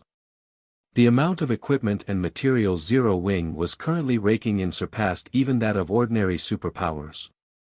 Among the harvests Zero Wing made, the most notable one was 7 Luminaries crystals. Because the Arctic Canyon's team dungeons dropped small quantities of 7 Luminaries crystals, Zero Wing earned over 600 units of 7 Luminaries crystal in just 10 short days. Even Shifeng was astonished by this harvest. He never thought that the Arctic Canyon would be so rich in resources. Fire Dance's team was responsible for more than half of the 7 Luminaries crystals earned. At this time, he could already foresee that once Zero Wing gained more and more Tier 4 players, the guild's income of 7 Luminaries crystals would reach staggering levels. Meanwhile, Shifeng had been relatively free compared to Fire Dance and the others these past 10 days. He was also only half a step away from successfully implementing the threefold manipulation method on his mana body. However, during this time, huge events had also taken place in God's domain one after another. Firstly, there was the appearance of Saint Heart City. Secondly, the various superpowers had received news that Lu Xinglua had his qualifications as the Starline Corporation's heir stripped due to his numerous failures and that his game account had gotten crippled. This unexpected development placed heavy pressure on the heirs of the major corporations leading the various superpowers. Thirdly, the first batch of players belonging to Zero Wing's allies had entered Zero Wing City. When these 20,000 players entered the city, Zero Wing's allies instantly understood Zero Wing City's value. For a time, Zero Wing City's entry slots enjoyed even greater popularity. However, the best piece of news for Zero Wing was Gentle Snow, Aqua Rose, Zhao Yueru, Yan Tianqing, and Yi Luofei's successful promotion to Tier 4. Their success had instantly boosted Zero Wing's overall combat power by a large margin, and exploring the Arctic Canyon became a lot easier. Zero Wing City, Candlelight Trading Firm, Special Forging Room. Sure enough, breaching the Grandmaster Magician threshold isn't an easy task. A pale-faced Shifeng smiled bitterly as he looked at the Tier 3 mana set equipment he had just produced. After several days of research, he concluded that only two methods would let him achieve threefold manipulation, developing his concentration to the Tier 5 standard and becoming a Grandmaster Magician.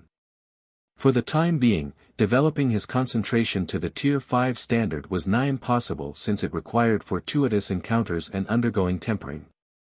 This left him with raising his magician rank. Producing Tier 3 mana set equipment was one of the ways that could help him do so because the most difficult aspect of producing the set was engraving its magic array. Although the system deemed the set's magic array as only a master magic array, it rivaled even Grandmaster magic arrays in complexity. If he could successfully engrave the entire magic array in one go, he wouldn't be far off from becoming a Grandmaster Magician. Unfortunately, even after working for several days consecutively and producing more than 200 sets of Tier 3 mana set equipment, he still couldn't engrave the set's magic array in one go. He felt as if an invisible barrier was preventing him from advancing. Meanwhile, Shifeng also happened to reach level 150, the threshold where he could get promoted to Tier 5. Guild Leader, you previously asked the Boulder Corporation to look into Phoenix Rain's little sister, right? At this time, Liang Jing suddenly contacted Shifeng. They just sent back news that Phoenix Rain's little sister should be staying in Haitian City's upper zone. Read latest chapters at Wuxia World. EU, alright, got it. Nodding, Shifeng promptly chose to log out of God's domain and decided to pay Haitian City's upper zone. Apart from checking up on Phoenix Rain's little sister, he could also use this opportunity to broaden his business circle to Haitian City's upper zone. Every upper zone had its own contribution competition. Since the various corporations were placing such heavy importance on this season's competition, it would be a huge waste not to take advantage of it and make a killing. After all, Zero Wing was already a massive organization that had many mouths to feed. A large number of newcomers with great potential had even joined the guild's headquarters recently. There were also the resources needed to nurture Zero Wing's executives. With all the guild's resource requirements, simply relying on the 5 states corporation would be far from enough. Chapter 2841, Mental Strength Training House Haitian City, Upper Zone. A luxury hover car slowly landed in front of the upper zone's entrance. A man and a woman then got out of the car, their appearance instantly attracting the hundreds of teenage boys and girls waiting by the entrance. This man and woman were none other than Shifeng and Mushin. However, all of the teenagers focused on Mushin, their eyes filled with surprise and confusion. Why is the Boulder Corporation's heir here at Haitian City's upper zone? Could she be transferring to our upper zone? That's impossible. I heard that Mushin broke through recently and acquired Grade 1 authority in Yuantian City's upper zone. Moreover, not only does she have the Boulder Corporation's full support, but the base layer's supervisor is also quite supportive of her. At this rate, she might enter the middle layer of Yuantian City's upper zone. Why would she want to come to our upper zone? The teenage boys and girls began a heated discussion among themselves when they saw Mushin. They couldn't understand why a big shot like her would suddenly come to Haitian City's upper zone. Mushin, on the other hand, paid no attention to the teenagers discussing her. She behaved as if these people did not exist at all. Why are there so many people taking Haitian City's test? It's more than 10 times the number I saw at Yuantian City, Shifeng asked, astonished when he saw the crowd thronging the entrance. When he took the test to enter Yuantian City's upper zone, there had only been several dozen other people taking the test with him. Such a huge difference between upper zones was incredible. Haitian City's upper zone is more populous than Yuantian City's upper zone. It was also constructed a little earlier. Looking at the teenagers waiting by the entrance, Mushin shook her head and explained, however, these people aren't talents the Green God Company is nurturing internally. They were born inside Haitian City's upper zone. Also, this place is holding its annual evaluation, which is why so many people are here. The corporations behind these people will use the test results to determine their future successors and daily resource allocations. For these people, this period will most likely be the most competitive period of their lives. At this point, a hint of frustration darkened Mushin's eyes. It was precisely because of this competition that her relationship with Kurue wasn't particularly good. Compared to life in the outside world, life in an upper zone was much harsher. I see. So that's why these children have such astonishing physical fitness, Shifeng commented. When he looked at the teenagers before him, he couldn't help sighing ruefully. He had to admit that the upper zone's children were indeed amazing. From what he could see, every one of these teenagers could easily beat up martial artists below the master standard. This wasn't a standard the youths born and living in the outside world could match.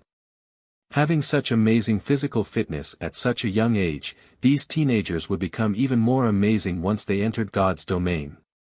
Let alone reaching Tier 4, they could very well reach Tier 5. At this moment, Shifeng finally understood why the various superpowers had so many Tier 4 and Tier 5 experts. He could produce many Tier 4 experts just from the group of youngsters in front of him. Let's hurry inside. Taking a look at the time, Mushin said, if we wait until the mental path activates, like last time, it'll be even more difficult to find that girl you mentioned. After all, we are residents of Yuantian City's upper zone, not of Haitian City's upper zone. Shifeng nodded in response and followed Mushin straight into Haitian City's upper zone. Although a person could freely visit all upper zones once they had a registered ID, the upper zones operated like independent organizations and competed with each other. In fact, some of the tasks the Green God Company assigned to the various upper zones were dependent on the performance of each upper zone. Hence, the residents of every upper zone were somewhat hostile toward the residents of other upper zones. Under normal circumstances, an upper zone's resident wouldn't visit another upper zone. After all, one mistake could easily result in a fight. Upon seeing Mushin and Shifeng walking straight into the upper zone, the teenagers standing by the entrance couldn't help envying them. This was because people older than 20 who could enter the upper zone directly had already obtained IDs in the upper zone. These people wouldn't have to struggle to enter the upper zone, unlike themselves. Who's that man? Why is a person like Mushin escorting him? He might be the son of some big shot living on the middle layer.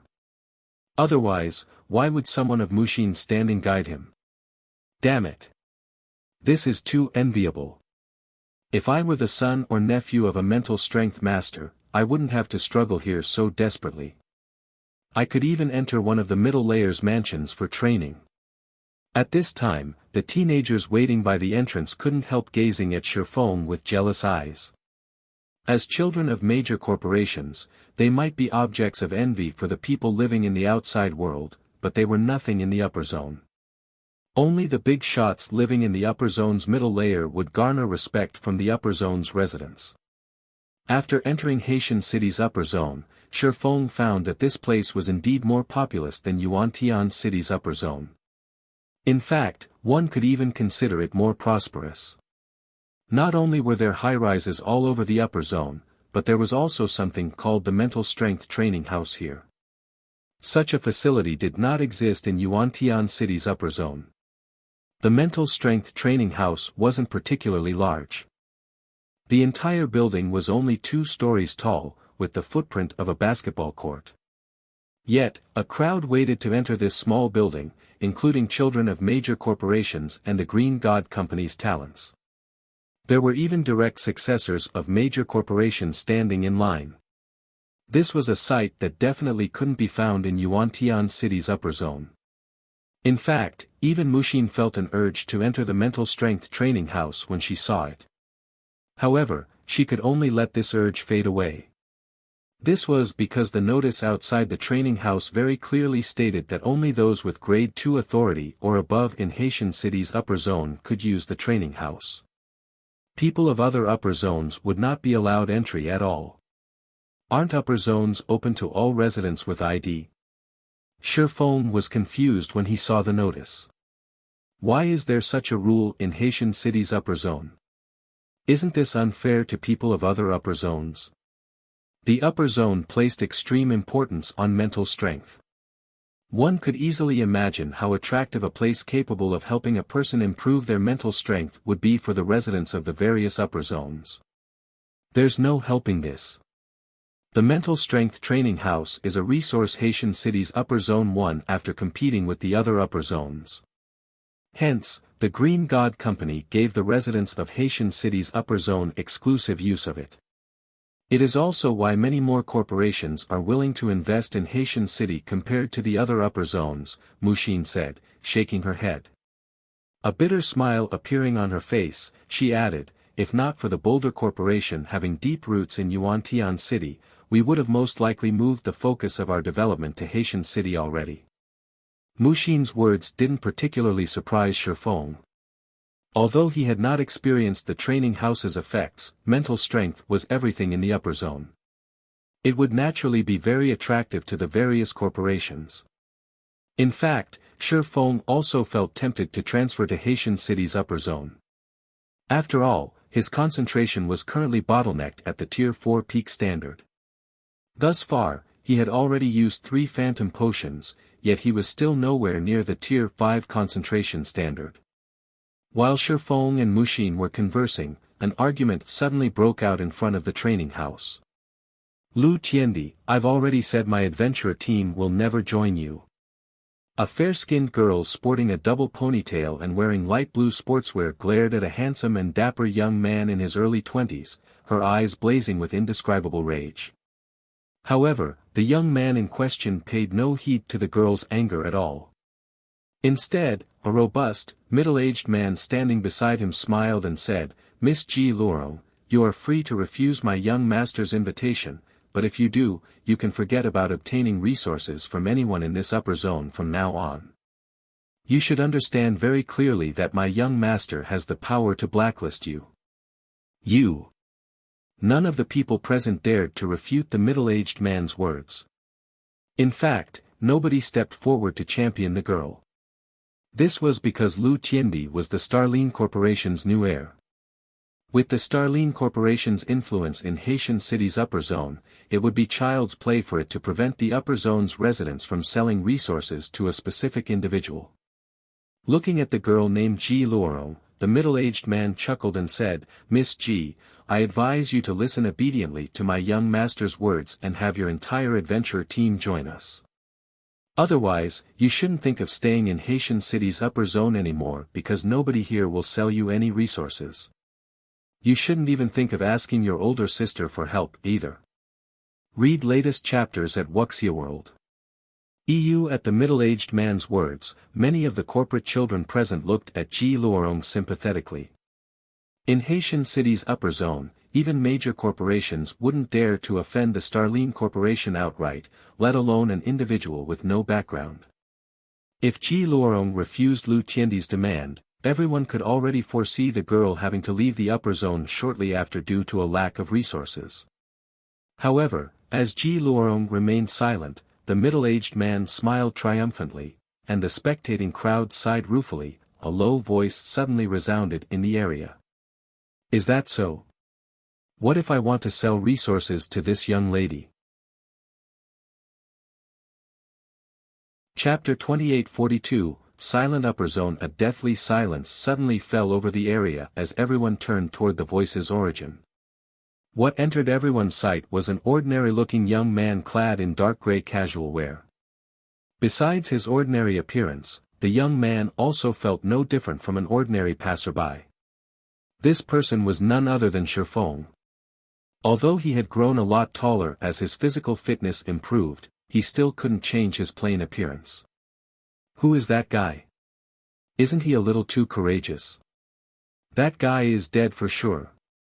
Even the successors of the other major corporations here wouldn't dare blatantly refute Lu Tiandi's words. Could this guy be a newcomer to the upper zone? The gathered people were astonished as they looked at Shifeng. They never imagined that such an ignorant person could exist in Haitian City's upper zone. If it were the Starline Corporation of the past, there would still be many people who would dare go against it. They definitely wouldn't let Lu Tiandi, who was merely the corporation's heir, act so arrogantly. Even Lu Xinglua, the corporation's previous heir, hadn't dared behave like Lu Tiandi was behaving now. However, Lu Tiandi's background was different from Lu Xinglua's.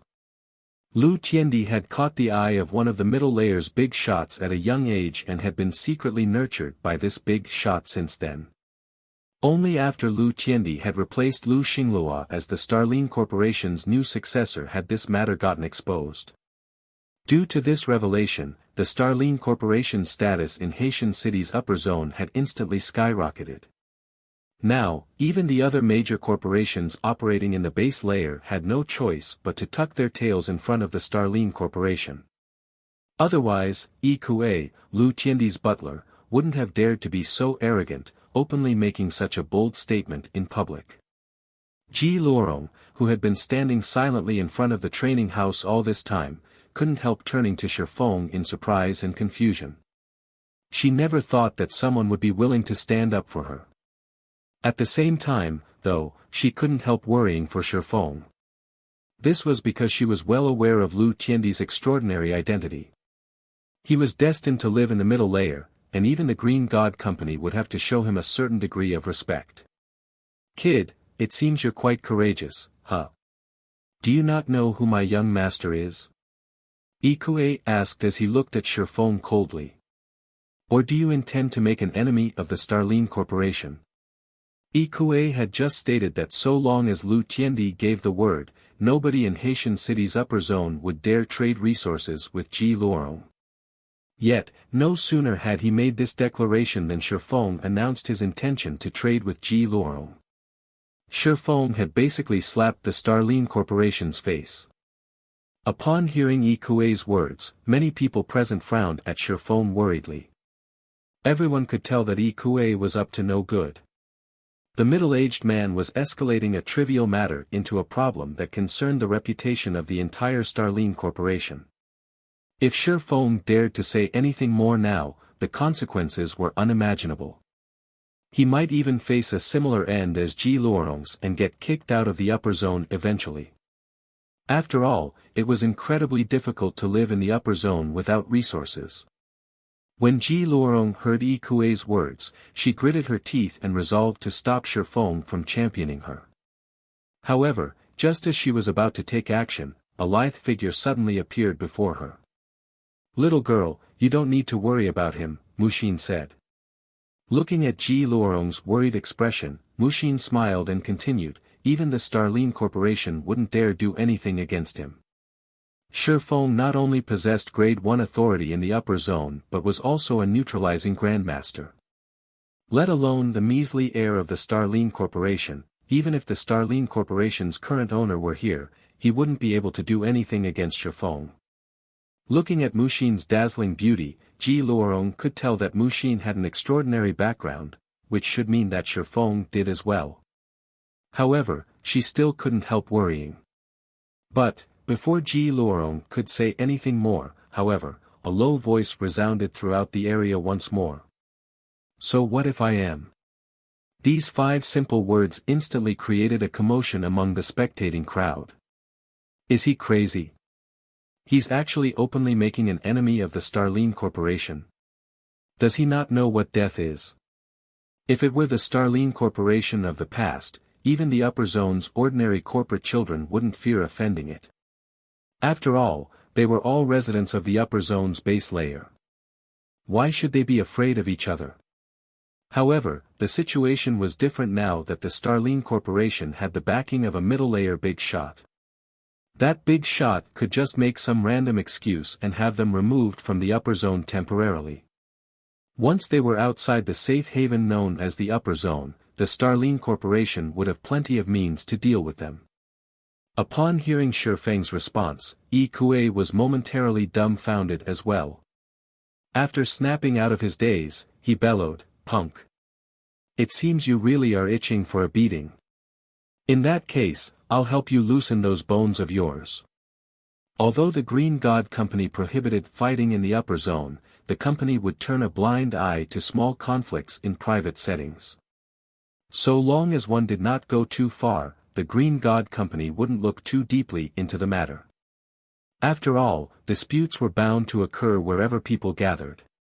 However, if anyone dared to take things too far, the Green God Company was bound to dish out a severe penalty. In fact, many corporations and forces had gotten banished from the upper zone and suffered an early demise because they had crossed this line. Hence, nobody would dare to openly defy the Green God Company's rules. The next moment, Yi Kuei stomped his right foot on the ground, and his body shot forward like a cannonball. The impact of his feet shook the ground slightly and even left a deep footprint behind on the cement. As his body shot forward, Yi Kuei punched, perfectly integrating his fist's speed with the speed of his moving body.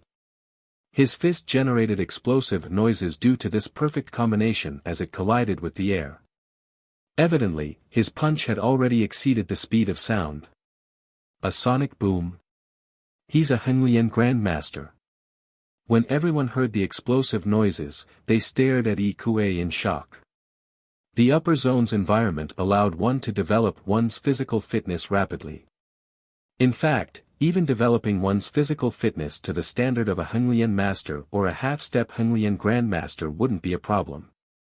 However, those who could actually overcome the final hurdle and become a Henglian Grandmaster were incredibly rare. Even in the upper zone, such people were considered top-tier experts and treated as VIPs by major corporations. These corporations would even be willing to grant a Henglian Grandmaster the position of elder to rope in such individuals. This was because every Henglian Grandmaster was no different from a humanoid beast. Hence, everyone couldn't believe that Yi Kuei was serving as a mere butler of a corporation's successor, despite being a Henglian Grandmaster. Let alone the spectators, even Mushin was astonished by this situation. Only two people weren't surprised by this situation, Lu Tiandi and Ji Luorong. "It's over." Ji Luorong reflexively shut her eyes at this sight. She had found out that Yi Kuei was a Henglian Grandmaster only because Yi Kuei himself had revealed his strength to her during one of their previous meetings.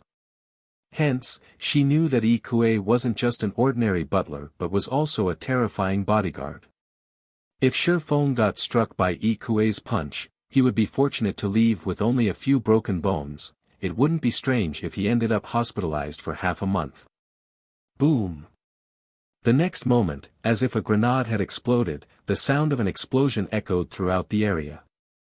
Even those standing over a dozen meters away felt the intense impact.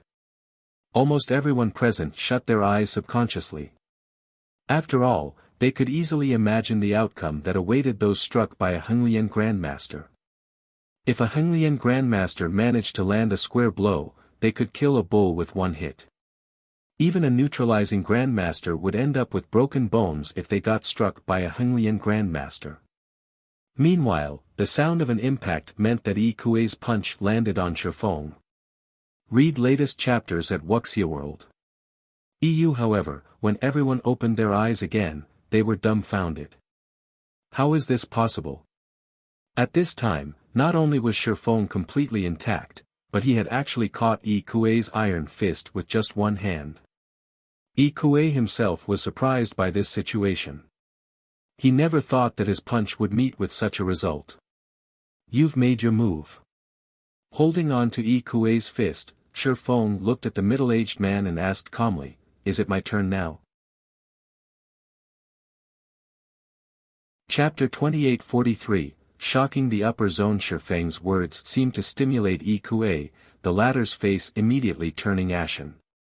Yi Kuei was indeed surprised that Shi Feng had blocked his punch, but that was merely because he had not expected that Shi Feng would actually be a neutralizing grandmaster. Moreover, although his previous punch seemed fierce and domineering, he had actually used only about half of his strength.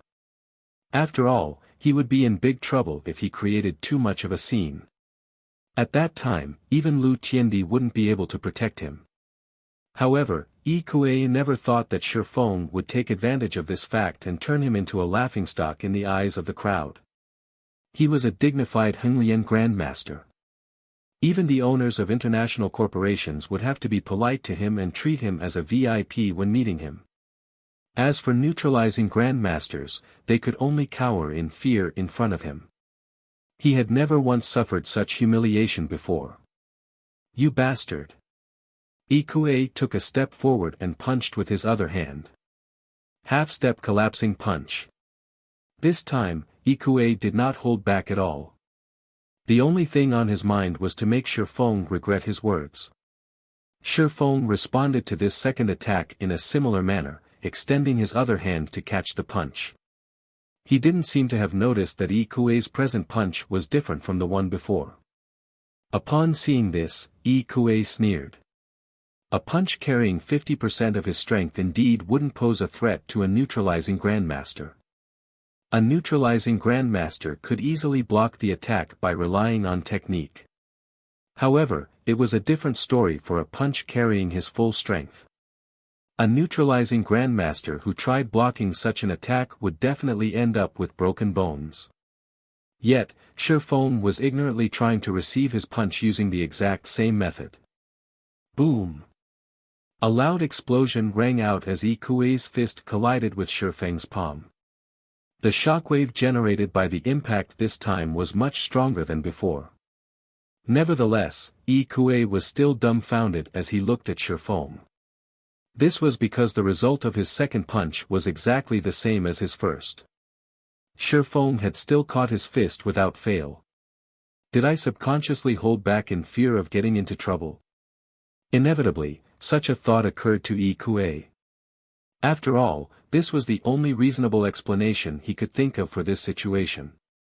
Otherwise, how could a neutralizing grandmaster possibly receive his full-powered punch? However, Shi Feng did not give Yi Kuei any time to react at all. Immediately, he pushed Yi Kuei's hands aside and executed a palm strike on the latter's chest. The palm strike was so fast that the attack had already connected with Yi Kuei's chest before he realized what was going on. However, even after noticing the attack, Yi Kuei paid no attention to it at all. As a Henglian grandmaster, he had long since developed an instinctual defensive mechanism. Whenever his body received an attack, his muscles would tighten, giving them a toughness resembling steel and neutralizing the attack's impact. If neutralizing grandmasters were proud of their techniques, then Henglian grandmasters were proud of their physical body's toughness. In simpler terms, a Henglian grandmaster was someone trained to take hits and dish out devastating blows. Even if a Henglian grandmaster managed to land only 1 out of 100 attacks on a neutralizing grandmaster, this one attack would end the fight instantly. Boom! Yi Kuei stood steadily even after receiving Shi Feng's palm strike. He also looked at Shi Feng in silent contempt. Nobody present found it surprising that Shi Feng's attack had no effect on Yi Kuei either. This was because Henglian grandmasters were precisely this powerful. They were truly monsters in human skin, and trying to harm these monsters with the hands and feet of ordinary humans was an utter joke. This was also why the various major corporations in the upper zone would desperately try to recruit or befriend Henglian grandmasters. "Kid, I admit that you're strong. However, you can't hurt me." Patting his clothes, Yi Kuei said disdainfully, "On the other hand, how long do you think your stamina can hold out against my attacks?" A neutralizing grandmaster's ability to exert complete control over their physical body was indeed extraordinary. However, when it came to stamina, a neutralizing grandmaster was far from comparable to a Henglian grandmaster. A Henglian grandmaster could fight 3 days and 3 nights without rest. In contrast, a neutralizing grandmaster would be fortunate to last even half a day. Hence, neutralizing grandmasters would frequently curse Henglian grandmasters as merely a bunch of simple-minded brutes with well-developed bodies. Spectating from the sidelines, Muxin grew worried when she saw this situation. She never thought that Lu Tiandi would have a Henglian grandmaster as his bodyguard. The Boulder Corporation had to pay a great price just to get a Henglian grandmaster to become one of its elders. Moreover, apart from the Boulder Corporation's master, everyone else in the corporation treated this Henglian grandmaster with awe and respect. Yet, Lu Tiandi actually had such a powerful expert working as his henchman. It was ineffective. Shi Feng also couldn't help looking at Yi Kuei in surprise. Ever since his concentration had reached the Tier 4 peak standard, his control over his body in the real world had improved by a significant margin. After factoring in his improved physical fitness, he now even dared to apply some of the techniques he used in God's domain in the world. This was also why Shi Feng had provoked Yi Kuei. He was very curious to find out where his current limits lay. When Shi Feng was catching Yi Kuei's second punch, he hadn't just caught the attack with an open palm. Instead, he had executed 3 rapid palm strikes against Yi Kuei's fist. In other words, he had used the 3 extreme slashes technique, a simplified version of Miracle Dragon's 6 extreme slashes. As Shi Feng had executed his 3 palm strikes against Yi Kuei's fist almost in the same instant, it was practically impossible for the human body to tell that it wasn't just 1 but 3 separate attacks. Thus, Shi Feng had succeeded in blocking Yi Kuei's full-powered punch. Otherwise, even if his physical fitness had improved a lot after he began living in the upper zone, he would still have to avoid Yi Kuei's full-powered attack. Meanwhile, the offensive palm strike Shi Feng executed against Yi Kuei was currently his strongest attack. 4 extreme slashes. From an outsider's perspective, Shi Feng's attack would look like an ordinary palm strike. In reality, his attack consisted of 4 palm strikes executed in rapid succession on the same location. This attack placed a heavy burden on his mental strength, and he couldn't use it a second time even if he wanted to. Looking at Shi Feng's surprised expression, Kuei smiled. "Kid. Now it's my turn to." Just when Yi Kuei thought to attack again, his body suddenly stiffened, and he collapsed to the ground willy-nilly. His breathing became stifled, and he had difficulty even speaking. In fact, even his vision started to blur. These abrupt changes discombobulated Yi Kuei. He couldn't understand what was happening at all. "You. What the hell did you do to me?" Struggling to lift his head, Yi Kuei gaped at Shi Feng in confusion. He simply couldn't wrap his mind around how Shi Feng had managed to injure him so severely with just a palm strike. Now, he found even standing up from the ground difficult. The spectators were likewise surprised when they saw Yi Kuei collapse to the ground. He defeated a Henglian grandmaster in 1 strike. Who is this guy? At this time, the onlookers eyed Shi Feng as if he were a monster. They even began wondering whether the scene before them was staged.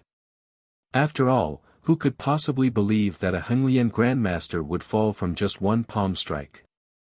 "I think I know who he is." Some time ago, 2 people managed to pass Yuantian City's mental path together. One of these people was even someone the Boulder Corporation brought in using its reserve slots. According to the rumors, that person was Zero Wing's guild leader, Black Flame. Although this guy looks different from God's Domain's Black Flame, they should be the same person. Read latest chapters at Wuxia World. EU, what? He's the guy responsible for dragging down the Starline Corporation's Lu Xingluo. Among the crowd, some people who kept tabs on Yuantian City's upper zone recognized Shi Feng. For a time, the street bubbled with commotion. Nobody had thought that Black Flame, the mythical sword emperor of God's domain, would actually appear in their upper zone. Moreover, the man had even defeated a Henglian grandmaster with a single palm strike. His strength was simply terrifying. "So, he is the Black Flame Big Sis told me about." Ji Luorong gaped in shock as she looked at Shifeng. After all, Black Flame was currently rumored to be the strongest person in God's domain right now. He was an existence even the 5 great super guilds had to tiptoe around. Chapter 2844, God's Domain's Black Flame. So, that's why he dared to stand against Lu Tiandi. He's the one responsible for Lu Xingluo's removal. Lu Tiandi will probably have to tread cautiously around him. Amazing. As expected of Black Flame. I never thought that he would be the person who received Grade 1 authority in Yuantian City recently. This is interesting. It seems Lu Tiandi has met his match. Everybody present knew of Black Flame, but they did not know much about Black Flame's identity in the real world. After all, they had many things they needed to handle. How could they possibly have the time to look into the real-world identity of every famous expert in God's domain? Only if they were particularly interested in a specific person would they spend some money to commission a detailed investigation. Not to mention, Black Flame was someone who had never publicly declared his God's domain identity in the real world. This made it even more difficult to investigate his situation. Only superpowers that paid close attention to Zero Wing would know of Black Flame's identity. While most people did not know of Black Flame's identity in the real world, it was a different story for the name Black Flame itself. This name was far too well known in God's domain. Not only was this name involved in many iconic battles in the game, but it was also behind the creation of many miracles. In fact, many of Black Flame's battle videos had circulated through the various kingdoms and empires forums and were regarded as a paradigm for swordsmen. It wouldn't be an exaggeration to say that almost every player operating on the eastern continent would know Black Flame's name. Needless to say, residents of upper zones like themselves, who were expert players in God's domain, would definitely know of Black Flame. Although Zero Wing started out as a guild with no backing or background, it was now publicly recognized as a superpower. Compared to the various superpowers that had relied on powerful organizations to gain their strength, the influence Zero Wing had over the public was many times greater. In fact, Zero Wing's influence over the virtual gaming industry almost rivaled the 5 great super guilds already. Zero Wing had already become an absolute titan in God's domain. Thus, Ji Luorong felt like she was dreaming when she looked at Shifeng. While the onlookers were discussing quietly among themselves, Lu Tiandi, who had been silently spectating the situation all this time, suddenly approached Shifeng. "It seems I have been impolite. I didn't think that you would be Zero Wing's guild leader, Black Flame," Lu Tiandi said as he looked at Shifeng with a friendly smile. He also gave off an indescribably calm feeling, betraying no anger over Shifeng having heavily injured his butler. "Hello, my name is Lu Tiandi, the current guild leader of Starlink. You have truly helped me a bunch by defeating Lu Xingluo, guild leader Black Flame. Otherwise, I would most likely have to expend a lot of time and effort to take over Starlink." "No need for thanks. You and I are not allies," Shifeng retorted nonchalantly. Others might not know about Lu Tiandi, but Shifeng had a very deep understanding of him. This was because Lu Tiandi had been a well-known Tier 6 God-ranked expert in the past. However, he had not joined any guild. Instead, he had led an adventurer team while working under Starlink. Although Lu Tiandi appeared friendly on the surface, he was deep down a very conniving person. He had toyed with many powers in the past. These powers had worked for Lu Tiandi only to get backstabbed. For this reason, many superpowers had detested Lu Tiandi. However, because of Lu Tiandi's extraordinary strength and his tremorous clown adventurer team, one of God's domain's 7 great dark adventurer teams, none of the various superpowers could do anything against him. "Guild leader Black Flame, must you be so unapproachable? Lu Xingluo and I are 2 different people. There are many people within the corporation who dislike Lu Xingluo for his overbearing and arrogant attitude as well. However, he is, after all, the patriarch's son. Even if others have an opinion regarding his behavior, nobody dares to say anything. Guild leader Black Flames dragging Lu Xinglua off his pedestal is an event worth celebrating for the Starline Corporation, Lu Tiandi said, chuckling. Since Miss G is your friend, Guild leader Black Flame, I will naturally stop trying to recruit her. Also, I have admired Zero Wing for a long time now. May I know if you are willing to form a partnership with me? To present Starlink's sincerity in this partnership and apologize for my rudeness to Miss G, I can sell a large batch of phantom potions to you and Miss G at cost on behalf of Starlink. May I know what you think of this, Guild leader Black Flame? At Lu Tiandi's words, everyone couldn't help envying Shifeng. The phantom potion was something the various major corporations coveted. Let alone at cost, they would even be willing to buy the phantom potion at double or triple the original price. After all, the importance of improving one's mental strength trumped everything else in the upper zone. Ji Luorong was tempted by Lu Tiandi's offer. She currently held only grade 2 authority in Haitian City's upper zone. If she could acquire a few more phantom potions and improve her mental strength, she might reach grade 1 authority. At that time, she would have a much easier time operating in the upper zone. After all, only around 300 people held grade 1 authority in Haitian City's upper zone, and the Green God Company placed heavy importance on every one of them. At that time, even if a corporation in the upper zone wished to target her, they would face incredible difficulty. She also wouldn't be tight for resources, as the tasks offered to grade 1 authority holders would sometimes award phantom potions. Thank you for your goodwill, Guild leader Lu, but Zero Wing already has its own collaborators. Currently, Zero Wing has no plans to cooperate with more guilds, so there is nothing I can do about this, Shifeng said, directly rejecting Lu Tiandi's offer. If there is nothing else, we will be taking our leave now. If that's the case, then it truly is a pity. Sighing, Lu Tiandi said, if you have any intentions of forming a partnership in the future, feel free to contact me anytime, Guild leader Black Flame. Shifeng responded to these words with just a polite smile. He then turned around and left the training house together with Ji Luorong and Mushin. The spectating crowd also dispersed, leaving Lu Tiandi and Yi Kuei alone. After the crowd dispersed, Yi Kuei made a full recovery after consuming a life potion. Looking at Shifeng's departing back, Yi Kuei said in a quiet voice, "Young master, Black Flame is simply too arrogant. You already extended such a sincere invitation to him, yet he actually refused to show you any respect. It's no wonder he managed to anger Lu Xinglua that much. Should I find an opportunity to teach that kid a lesson?" Yi Kuei was furious over Shifeng's successful surprise attack on him. Had he been a little more careful earlier, he definitely wouldn't have suffered such a serious injury.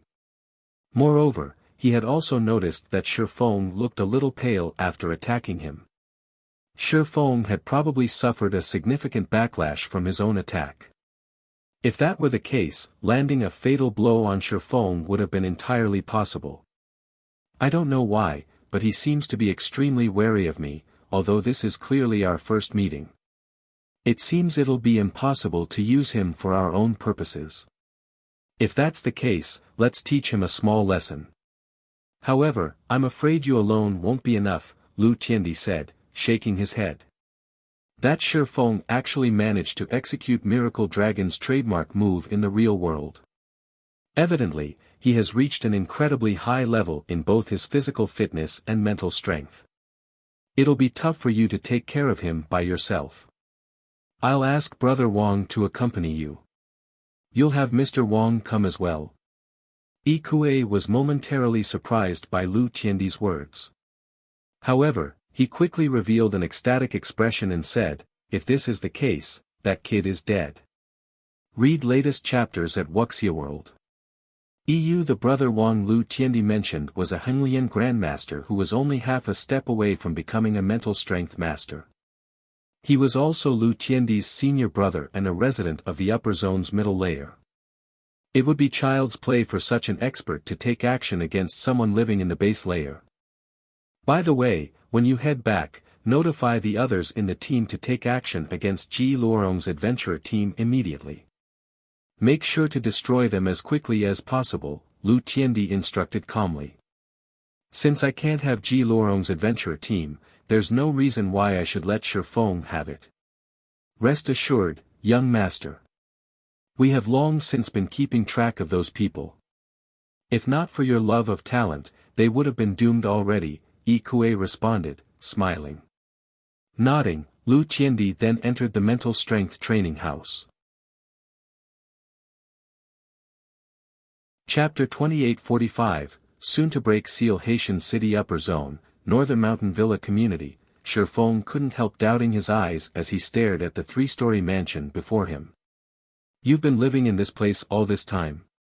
Shi Feng asked as he looked at Ji Luorong strangely.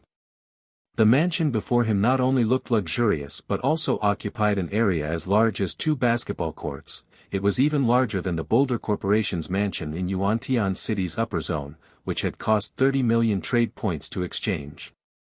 Meanwhile, Ji Luorong lacked both influence and authority in the upper zone. In fact, she was even living in the upper zone by herself. Apart from her family's corporation operating in the outside world, she did not possess any backers or background whatsoever. Hence, Shi Feng found it truly hard to believe that she had managed to purchase such a large mansion. Even Mushin was a little surprised by this situation.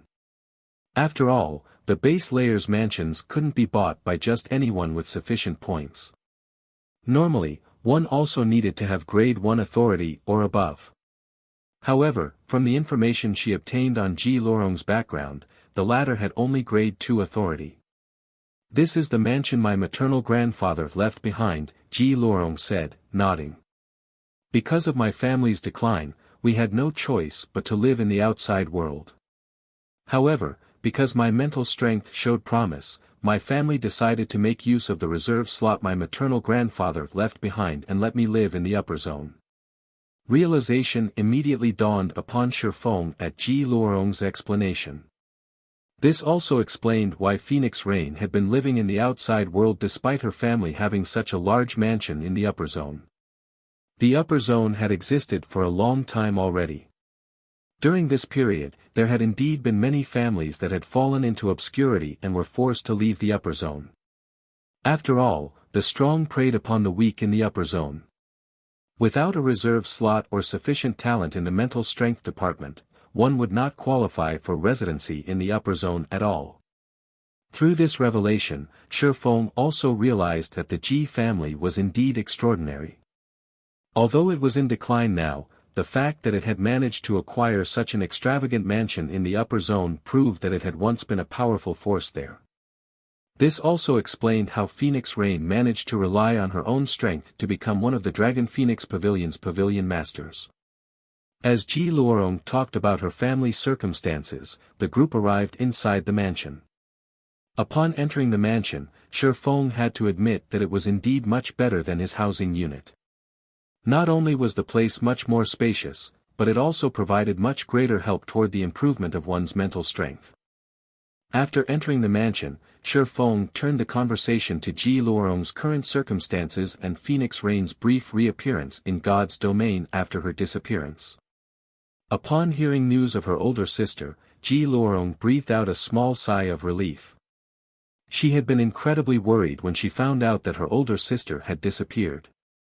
When she heard that her older sister had been brought to Haitian City's upper zone, she had repeatedly searched the base layer for clues of her older sister. Despite her efforts, she had come up empty.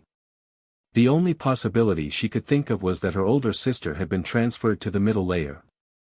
Hence, she had been anxiously trying to enter the middle layer to verify her older sister's condition.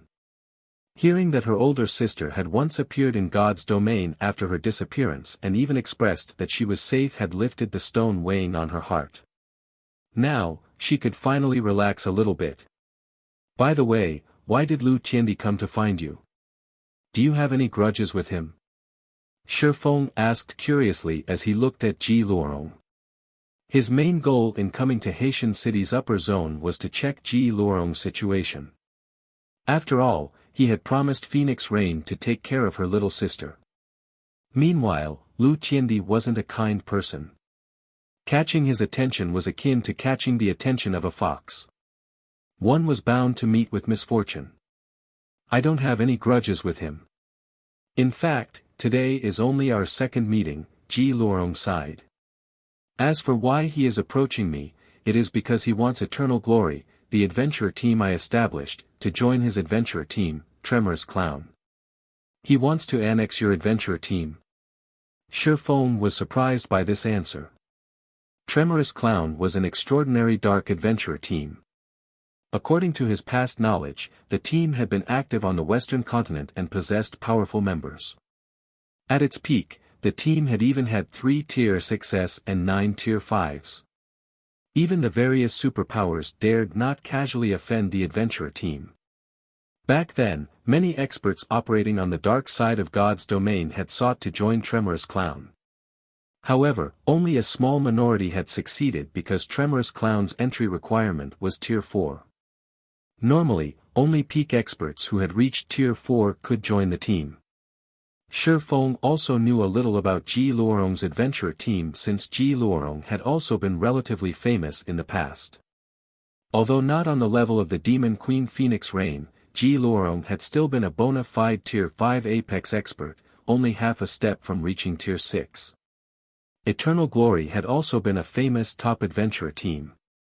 At its peak, the team had had not only a Tier 6 God-ranked expert but also 3 Tier 5 experts. However, Eternal Glory was currently merely a well-known adventurer team. Its overall strength was still incredibly weak. This included Ji Luorong, the adventurer team's commander.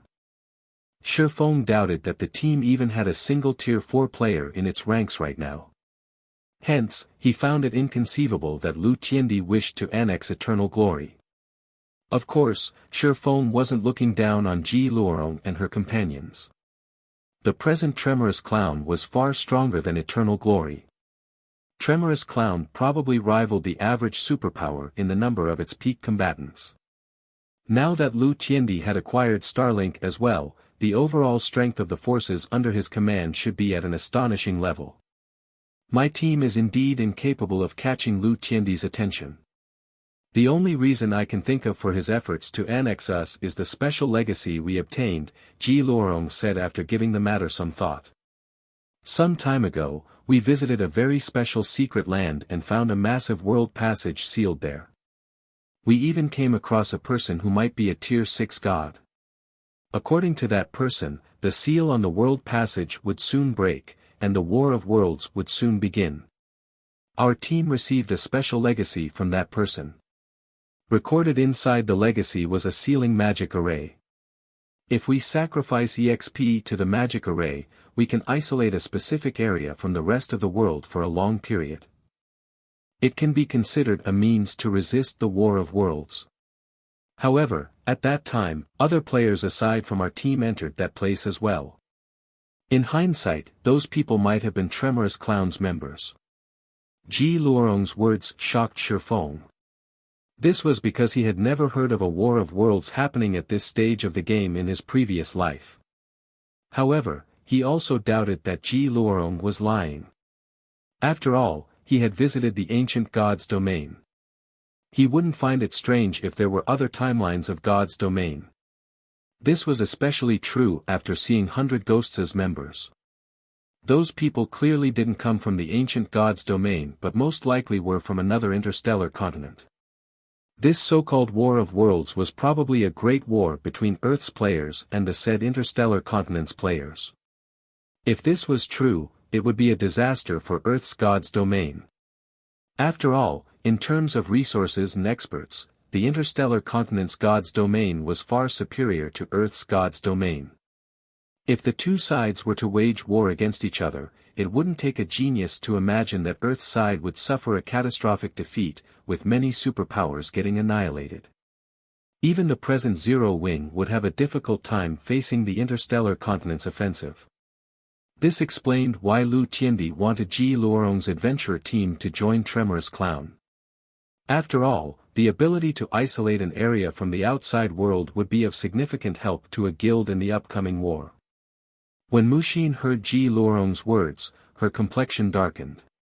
Mushin did not doubt that the War of Worlds would happen. This was because of information Frost Heaven obtained from investigating 100 ghosts. Previously, she had still been questioning the validity of this information. However, after listening to Ji Lorong's tale, everything made sense. Yet, she couldn't bring herself to be happy about this discovery. Frost Heaven had gone to great lengths to secure one of the reserved seats for God's domain's 12 great guilds. Yet, just when the guild was about to usher in an era of rapid development, the War of Worlds was about to begin. This was an absolute nightmare for Frost Heaven. However, Mushin felt a little fortunate. If she hadn't chosen to accompany Shifeng to Haitian City's upper zone, she would have most likely remained ignorant about this upcoming, world-shaking change. If Frost Heaven did not prepare for the War of Worlds, it wouldn't be strange if the guild got annihilated. While Mushin was pondering Frost Heaven's future, Shifeng looked at Ji Lorong and said earnestly, "Lorong, now that Lu Tiandi has set his sights on you and you have even rejected his offer, with his personality, I'm afraid it won't be long before he takes action against your team. It is no longer suitable for you to remain in Haitian City's upper zone. It will be safer if you move to another upper zone. I have a housing unit in Yuantian City's upper zone. Although it isn't comparable to this mansion, you can still conduct daily exercises there. Would you like to move there?" Shifeng knew Lu Tiandi's personality better than anyone. Lu Tiandi would eliminate anyone he deemed his enemy.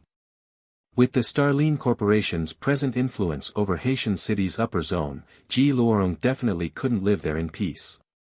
Only by leaving Haitian City's upper zone would Ji Lorong escape Lu Tiandi's clutches. Go to Yuantian City's upper zone. Inevitably, Ji Lorong hesitated. However, she also knew that Shifeng was right. Living in Haitian City's upper zone would no longer be safe. "Miss Ji, if you find it inconvenient to live with guild leader Shifeng, you are welcome to live with me.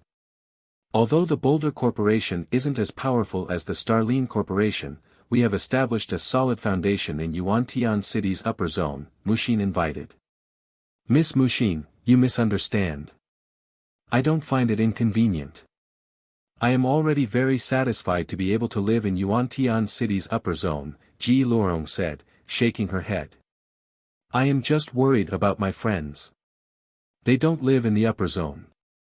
If Lu Tiandi targets them, I'm afraid they won't be able to hide from him for very long. If it were before, when God's domain still didn't hold such great importance to the various corporations, she wouldn't have to worry about the Starline Corporation secretly taking action against her companions. However, the situation was different now. Because of the extreme importance the Green God Company placed on God's domain, the various major corporations now prioritized the game. It wouldn't be strange if they took action against individuals in the real world. In response to Ji Lorong's worries, Shifeng chuckled and said, "That is simple. Just have your friends head to Zero Wing's headquarters. I'll have everything arranged for their stay. Read latest chapters at Wuxia World." He very much welcomed alliances with experts. Meanwhile, Eternal Glory had plenty of experts in its ranks. Once these players grew up, they would become formidable allies. Sheltering Eternal Glory's members now would only benefit Zero Wing. Moreover, Lei Bao was currently at the half-step Henglian Grandmaster standard already. There was also Fire Dance, who was not much inferior to Lei Bao. Combined with the various top-level security measures set up in Zero Wing's headquarters, even a Henglian Grandmaster would have difficulty making trouble there. After hearing Shifeng's words, Ji Lorong couldn't help rejoicing. Excitedly, she said, "Thank you, Guild Leader Shifeng. I assure you that they will listen to all of Zero Wing's arrangements during their stay." The fact that her adventure team's members could stay in Zero Wing's headquarters was definitely good news. After all, the present Zero Wing was already very strong. Moreover, the various major corporations hadn't been able to do anything against the guild thus far. Hence, her companions should be relatively safe once they moved to its headquarters. After ending her conversation with Shifeng, Ji Lorong promptly contacted her companions and had them hurry to Zero Wing's headquarters immediately.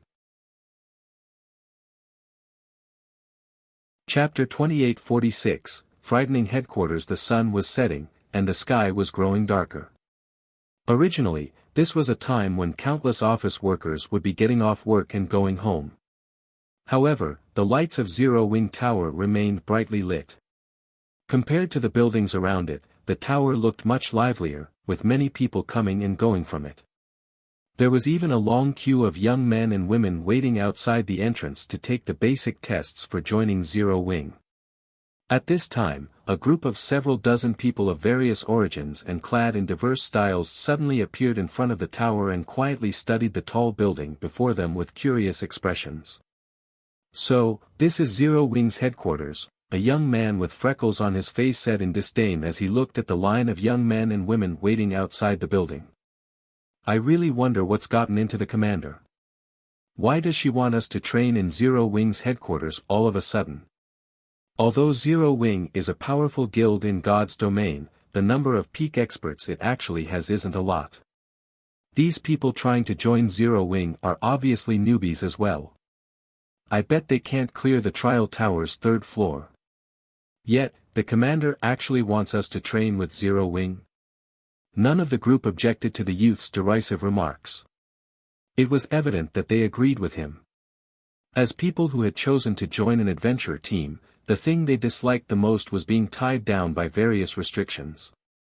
Hence, they also held players who joined guilds in extreme contempt, considering guild players to be basically weaklings who feared the strong but bullied the weak.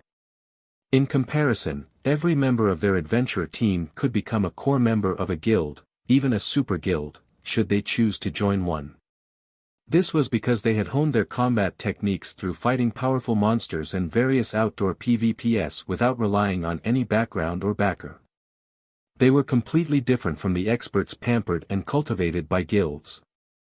Moreover, they were also incredibly strong in real-world combat, much stronger than the fighting champions frequently mentioned on TV. This was also why they felt that going out of their way to train with Zero Wing was a complete waste of their time. However, the middle-aged man leading the group shot a glance at the freckled youth and said coldly, "Enough, Tian Tong. This is the commander's order. Either you go to Zero Wing or leave the team. Do you wish to leave the team?" The freckled youth named Tian Tong no longer dared complain. Although he was still unreconciled to the situation, he did not dare defy the middle-aged man. Similarly, everyone else in the group held their tongue, nobody daring to voice any opinions. This was because this middle-aged man wearing a black shirt was not only Crimson Mask, the Eternal Glory Adventure Team's vice-commander, but also the strongest person in the adventure team. He was so powerful that even if everyone in their adventure team, including their commander, Ji Luoro, banded together, they would just barely be able to hold their ground against him. On the Western continent, he was also known to many as Crimson Mask the Demon. In one instance, in order to save a companion cornered by a large guild, he had charged into a map sealed off by an army of 10,000 all by himself. This army had over 1,000 Tier 3 experts, yet not only had this 10,000-man army gotten routed, but none of the 10,000 players had managed to leave the map alive either. After this battle, the nickname Crimson Mask the Demon began to spread across the continent. As a result, Eternal Glory had a much easier time operating out in the fields. Moreover, Crimson Mask possessed an extraordinary identity even in the real world. He used to be very famous in the bodyguard industry. Many international corporations had sought to employ him.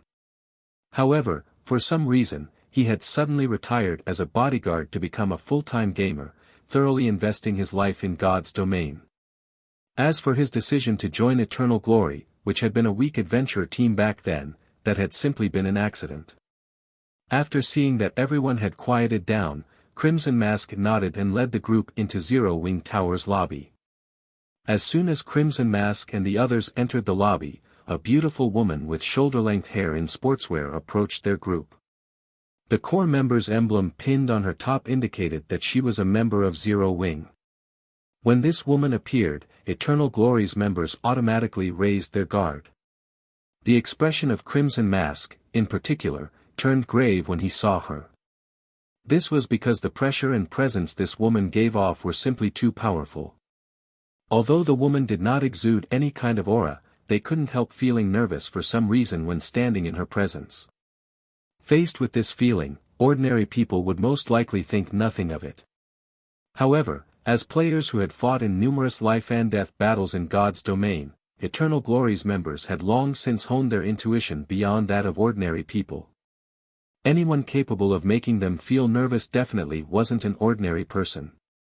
Eyeing the woman approaching them, Crimson Mask inwardly calculated his chances of winning should he fight her. However, after a round of careful observation, he was surprised to conclude that he had only an even chance of victory, and this was only because his physique was stronger. Could she be Fire Dance, the commander of Zero Wing's main force? No matter how Crimson Mask thought about the situation, this was the only possibility he could think of. Otherwise, he couldn't explain why this woman before him gave him such immense pressure. "You must be Eternal Glory's members, right?" the woman said, smiling as she scanned the group before her. "You can call me Turtle Dove. I've already heard about your situation from the guild leader. Since you have come to Zero Wing, you can treat Zero Wing as your home from now on. Your rooms are ready, so you can go there and rest whenever you want." After saying so, Turtle Dove led Crimson Mask and the others toward the elevator to the residential area. Turtle Dove. While following after Turtle Dove, Crimson Mask and the others revealed confused expressions. This was especially true for Crimson Mask. Before going to Zero Wing's headquarters, he had looked into the peak experts under Zero Wing's command. However, there was no one named Turtle Dove on the list. Even Tier 4 experts don't give off such powerful mental pressure. Could she be one of the trump cards Zero Wing is secretly cultivating? Tian Tong was also inwardly surprised when he looked at Turtle Dove. Tian Tong had met many experts, but this was the first time he had come across someone capable of giving such powerful pressure in the real world. Moreover, this was merely a pressure Turtle Dove was radiating subconsciously. Only those who had experienced countless harsh battles and training would develop such a temperament and aura. This was something even Crimson Mask had yet to accomplish even now. Crimson Mask was incredibly strong. He could defeat even master martial artists in a few moves. Despite his strength, Tian Tong had never felt such pressure coming from the middle-aged man. As the group was waiting to enter the spacious elevator, two men walked out of it. These two men were clad in sportswear similar to Turtle Dove's. They also wore the emblem for Zero Wing's core members on their tops. The instant these two young men appeared, Crimson Mask and the others broke out in a cold sweat. This was because, in their eyes, the two men that just exited the elevator were no different from beasts. Even someone with dull senses would feel a chill crawl down their spine when bathed in the violent auras and oppressive feeling the two men exuded. Moreover, the two were incredibly fit as well. In fact, they were even superior to Crimson Mask. However, the presence of these two young men did not cause any of the Zero Wing members nearby any trouble. Instead, these Zero Wing members acted as if they did not see these two people, with some of them even chatting and laughing among themselves. What's wrong with these people? Tian Tong was flabbergasted when he saw the behavior of the Zero Wing members around him. Can they not sense this oppressive feeling at all? Right now, Tian Tong felt as if a lion was baring its fangs and claws at him, as if death itself was staring at him. If an ordinary person were subjected to such a feeling for long periods, they might even go crazy. Yet, Zero Wing's members seemed oblivious to this oppressive feeling. Looking at the two departing men, Crimson Mask couldn't help asking Turtle Dove, "Miss Turtle Dove, may I know who those two people are?" The instant those two young men exited the elevator, Crimson Mask had the feeling that he was doomed. This was because both of those young men were evidently stronger than him. If the two of them attacked him together, he wouldn't even have a chance to retaliate. "There's Shadow Sword and Flying Shadow," Turtle Dove answered calmly. Because they have been improving quite slowly recently, Big Sis Fire has been scolding them a lot. Currently, the two of them must train with Master Lei Bao for 2 hours every day. Otherwise, they will be prohibited from entering God's domain. Slow improvement. Turtledove's words rendered Tiantong speechless. She must be boasting. Yes. Turtledove is definitely boasting. After all, who could possibly find two guys who are both stronger than Crimson Mask to be lacking? However, when Tiantong and the others finished settling into their rooms and visited Zero Wing's training room, they discovered that Zero Wing's headquarters was basically a den of monsters.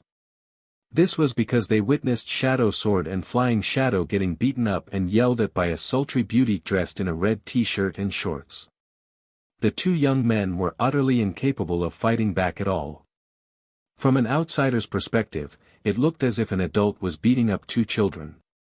While Eternal Glory's members were training in Zero Wing's headquarters, Shifeng's group arrived back in Yuantian City's upper zone. Mushin promptly bade farewell to Shifeng and returned to the Boulder Corporation's mansion.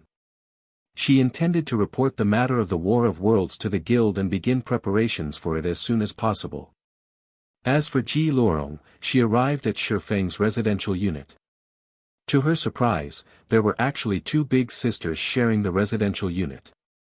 Neither of these two big sisters was inferior to her older sister in appearance. This was especially true for Gentle Snow.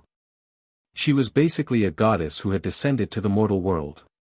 Moreover, these two big sisters were incredibly strong and knowledgeable in combat as well.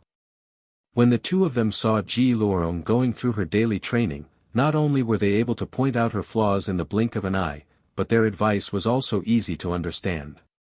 Yuantian City's upper zone, in a restaurant a short distance away from Shifeng's residential unit. Read latest chapters at Wuxia World. Eu Ikue stood respectfully beside a burly young man and reported carefully, "Mr. Wang, according to my investigation, Black Flame and that little girl are living in that residential area. However, they are currently remaining in their house, so it isn't suitable to take action now. I'm afraid I'll have to waste some of your time." "No need for that much trouble." Chuckling, the youth named Wang Xianming said nonchalantly, "That's merely an ordinary residential area. Besides, it's just teaching a neutralizing grandmaster a lesson. I can just sneak in at midnight. I guarantee that none of the surveillance systems in place will notice me. Then, I'll have to trouble you with that, Mr. Wang." Ikue did not doubt Wang Xuanming's claim. Those surveillance systems might be able to stop him, but they definitely couldn't stop someone like Wang Xianming. Of course, it would be a different story if Shifeng were living in a mansion. Unfortunately, Shifeng was only living in an ordinary residential area, and the level of security in such a place wasn't particularly amazing. Chapter 2847, Den of Monsters. The night was quiet, and the moon hung high in the sky. Apart from the street lights, no other light source shone in the 6th Southern District. It was evident that the people living in this residential area had already gone to bed. Outside the residential area, Ikue approached Wang Xianming, who was all in black, and reported carefully, "Mr. Wang, all the houses in the residential area have already turned off their lights. Only a few monitoring facilities are still operating there. In addition, we found 32 enforcement robots patrolling the area. They do not follow any set patrol routes. The reason the upper zone was incredibly safe wasn't just the Green God Company's absolute authority in the upper zone. Apart from that, there was also the fact that anyone who had lived here for some time would gain a physique rivaling that of Henglian masters in the outside world. Moreover, while the upper zone prioritized mental strength above all, every resident living in the upper zone still possessed exceptionally high combat standards. Defeating such people within a short period would be incredibly difficult. Most importantly, enforcement robots constantly patrolled every corner of the upper zone. Not only did these enforcement robots operate using state-of-the-art artificial intelligence, but their bodies were also made of titanium alloy and other special alloys. Even if they received a hit from a cannon of ancient times, they would, at most, suffer minor damage, although it was highly unlikely that a cannon could ever land a hit on these enforcement robots. This was because these robots possessed inhuman reaction speeds and physiques. Thanks to these factors, they could rival neutralizing grandmasters. Before these enforcement robots, both neutralizing grandmasters and Henglian grandmasters were nothing. Hence, Henglian grandmasters dared not take any covert action in the upper zone. At most, they would openly cross hands with their opponents. This frightening technology was exclusive to the Green God Company and was one reason the various corporations worldwide feared the Green God Company so much. 32. Nodding, Wang Xianming said, "Okay. Give me a map of their general location." Wang Xianming was not the slightest bit surprised to find so many enforcement robots in a residential area. In fact, this number was significantly lower than what mansion districts would boast. Even an ordinary mansion district would have at least 200 enforcement robots on patrol at all times. The security there was truly impeccable.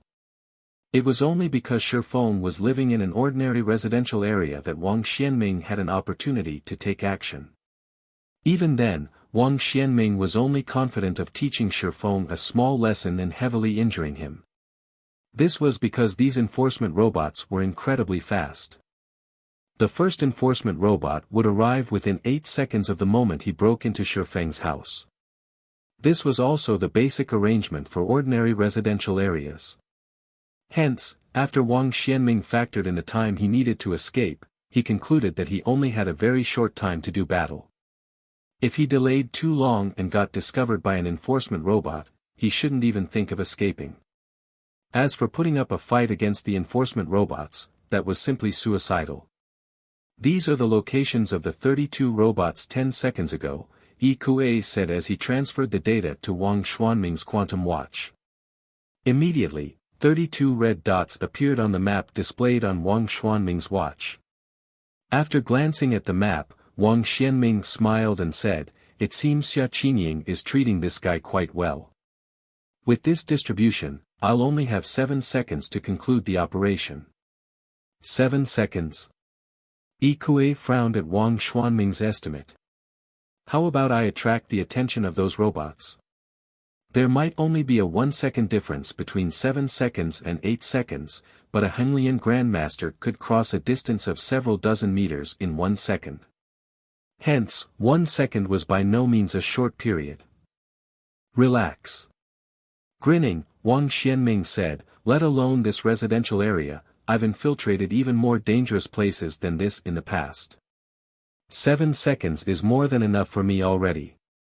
If an ordinary Henglian Grandmaster were taking action, 7 seconds would indeed be insufficient for them to injure a neutralizing Grandmaster and escape without getting caught. Not to mention, Shifeng was a neutralizing Grandmaster who had achieved an incredibly high standard in his mental strength. The control he had over his body was far superior to the average neutralizing Grandmasters, which would make teaching him a lesson even more difficult. However, this wasn't a problem for Wang Xianming.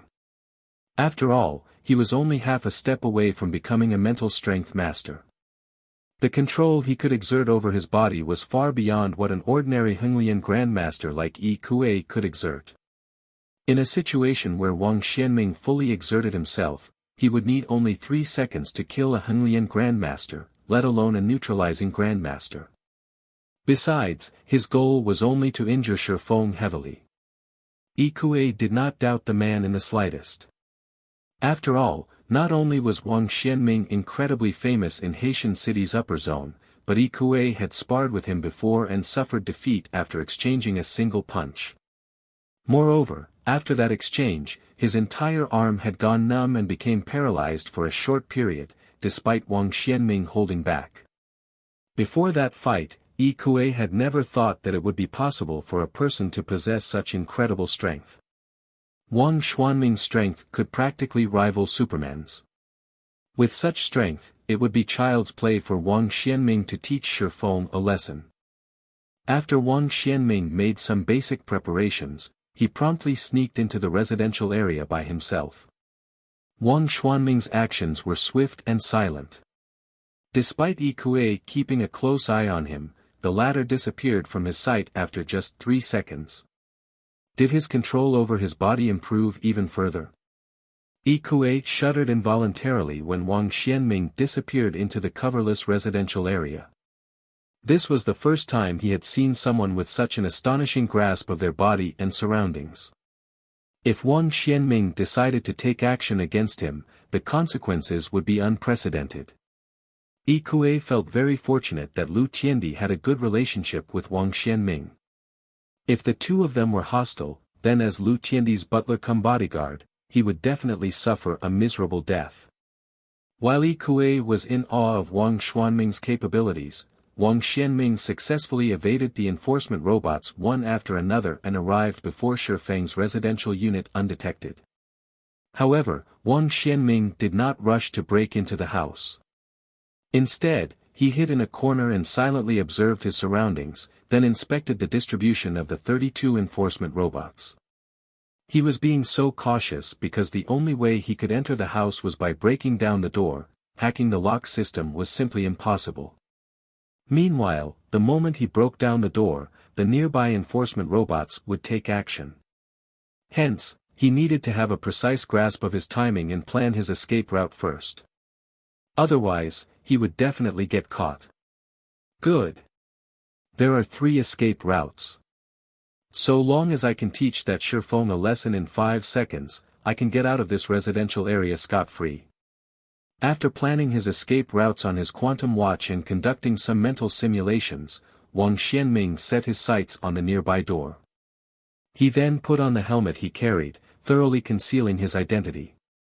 And as soon as he finished mentally preparing himself, he strode forward silently and arrived in front of the door in the blink of an eye.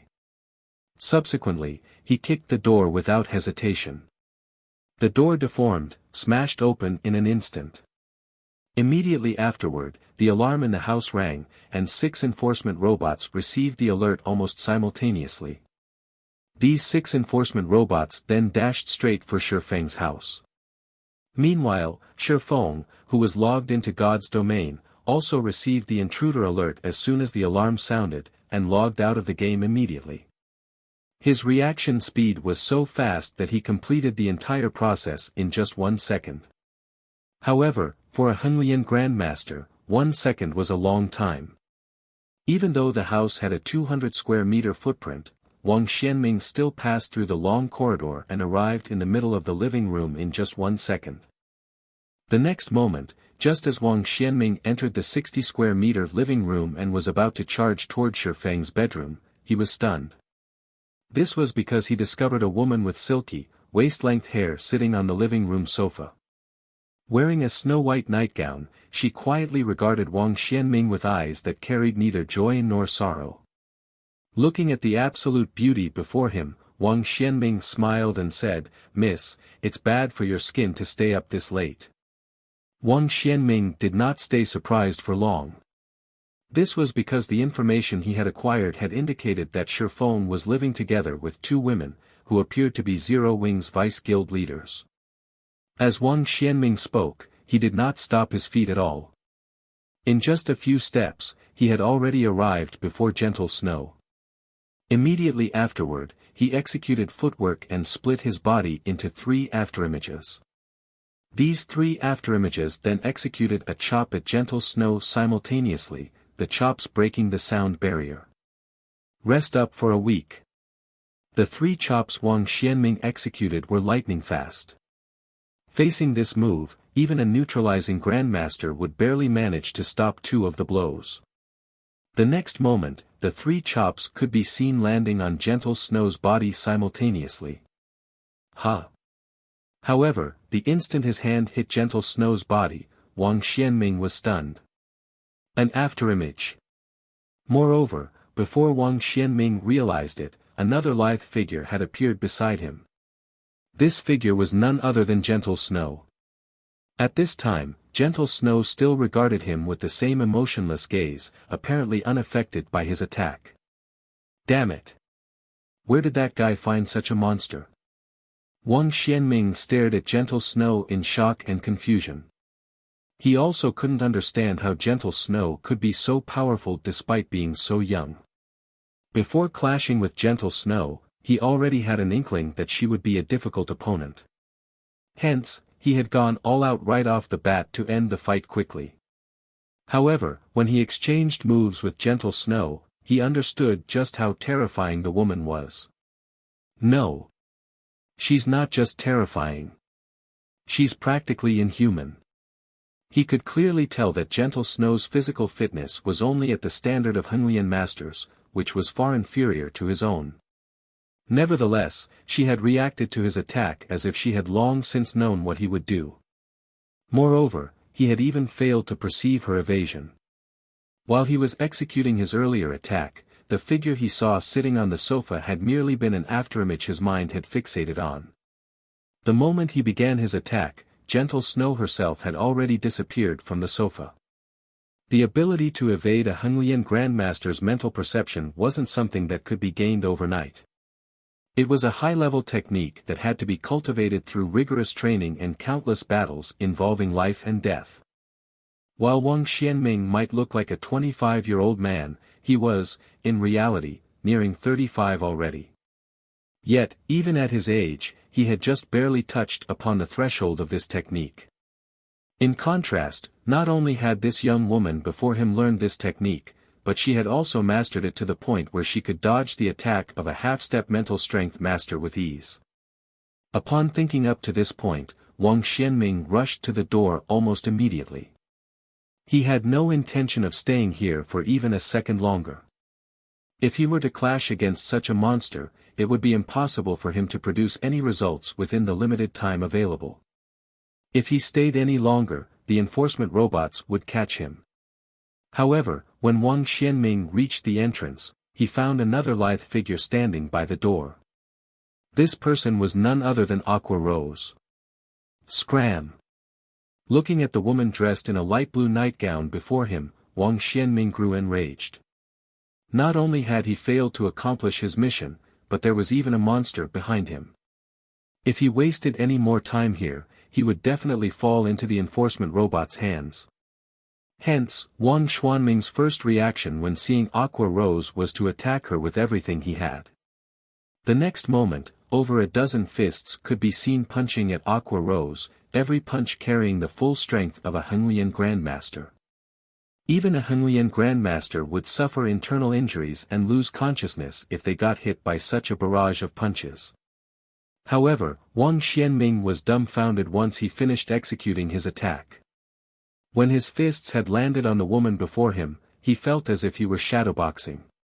Not only did his attacks fail to repel the woman, but the woman had even moved closer to him. By the time Wang Xianming had executed well over 100 punches, Aqua Rose stood only half a step away from his 2-meter-tall body, her delicate palm smacking his chest.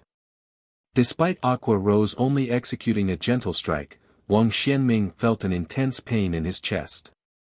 The pain was so unbearable that he stumbled 2 steps back. How is this possible? Wang Xianming gaped at the woman before him in disbelief. A monster.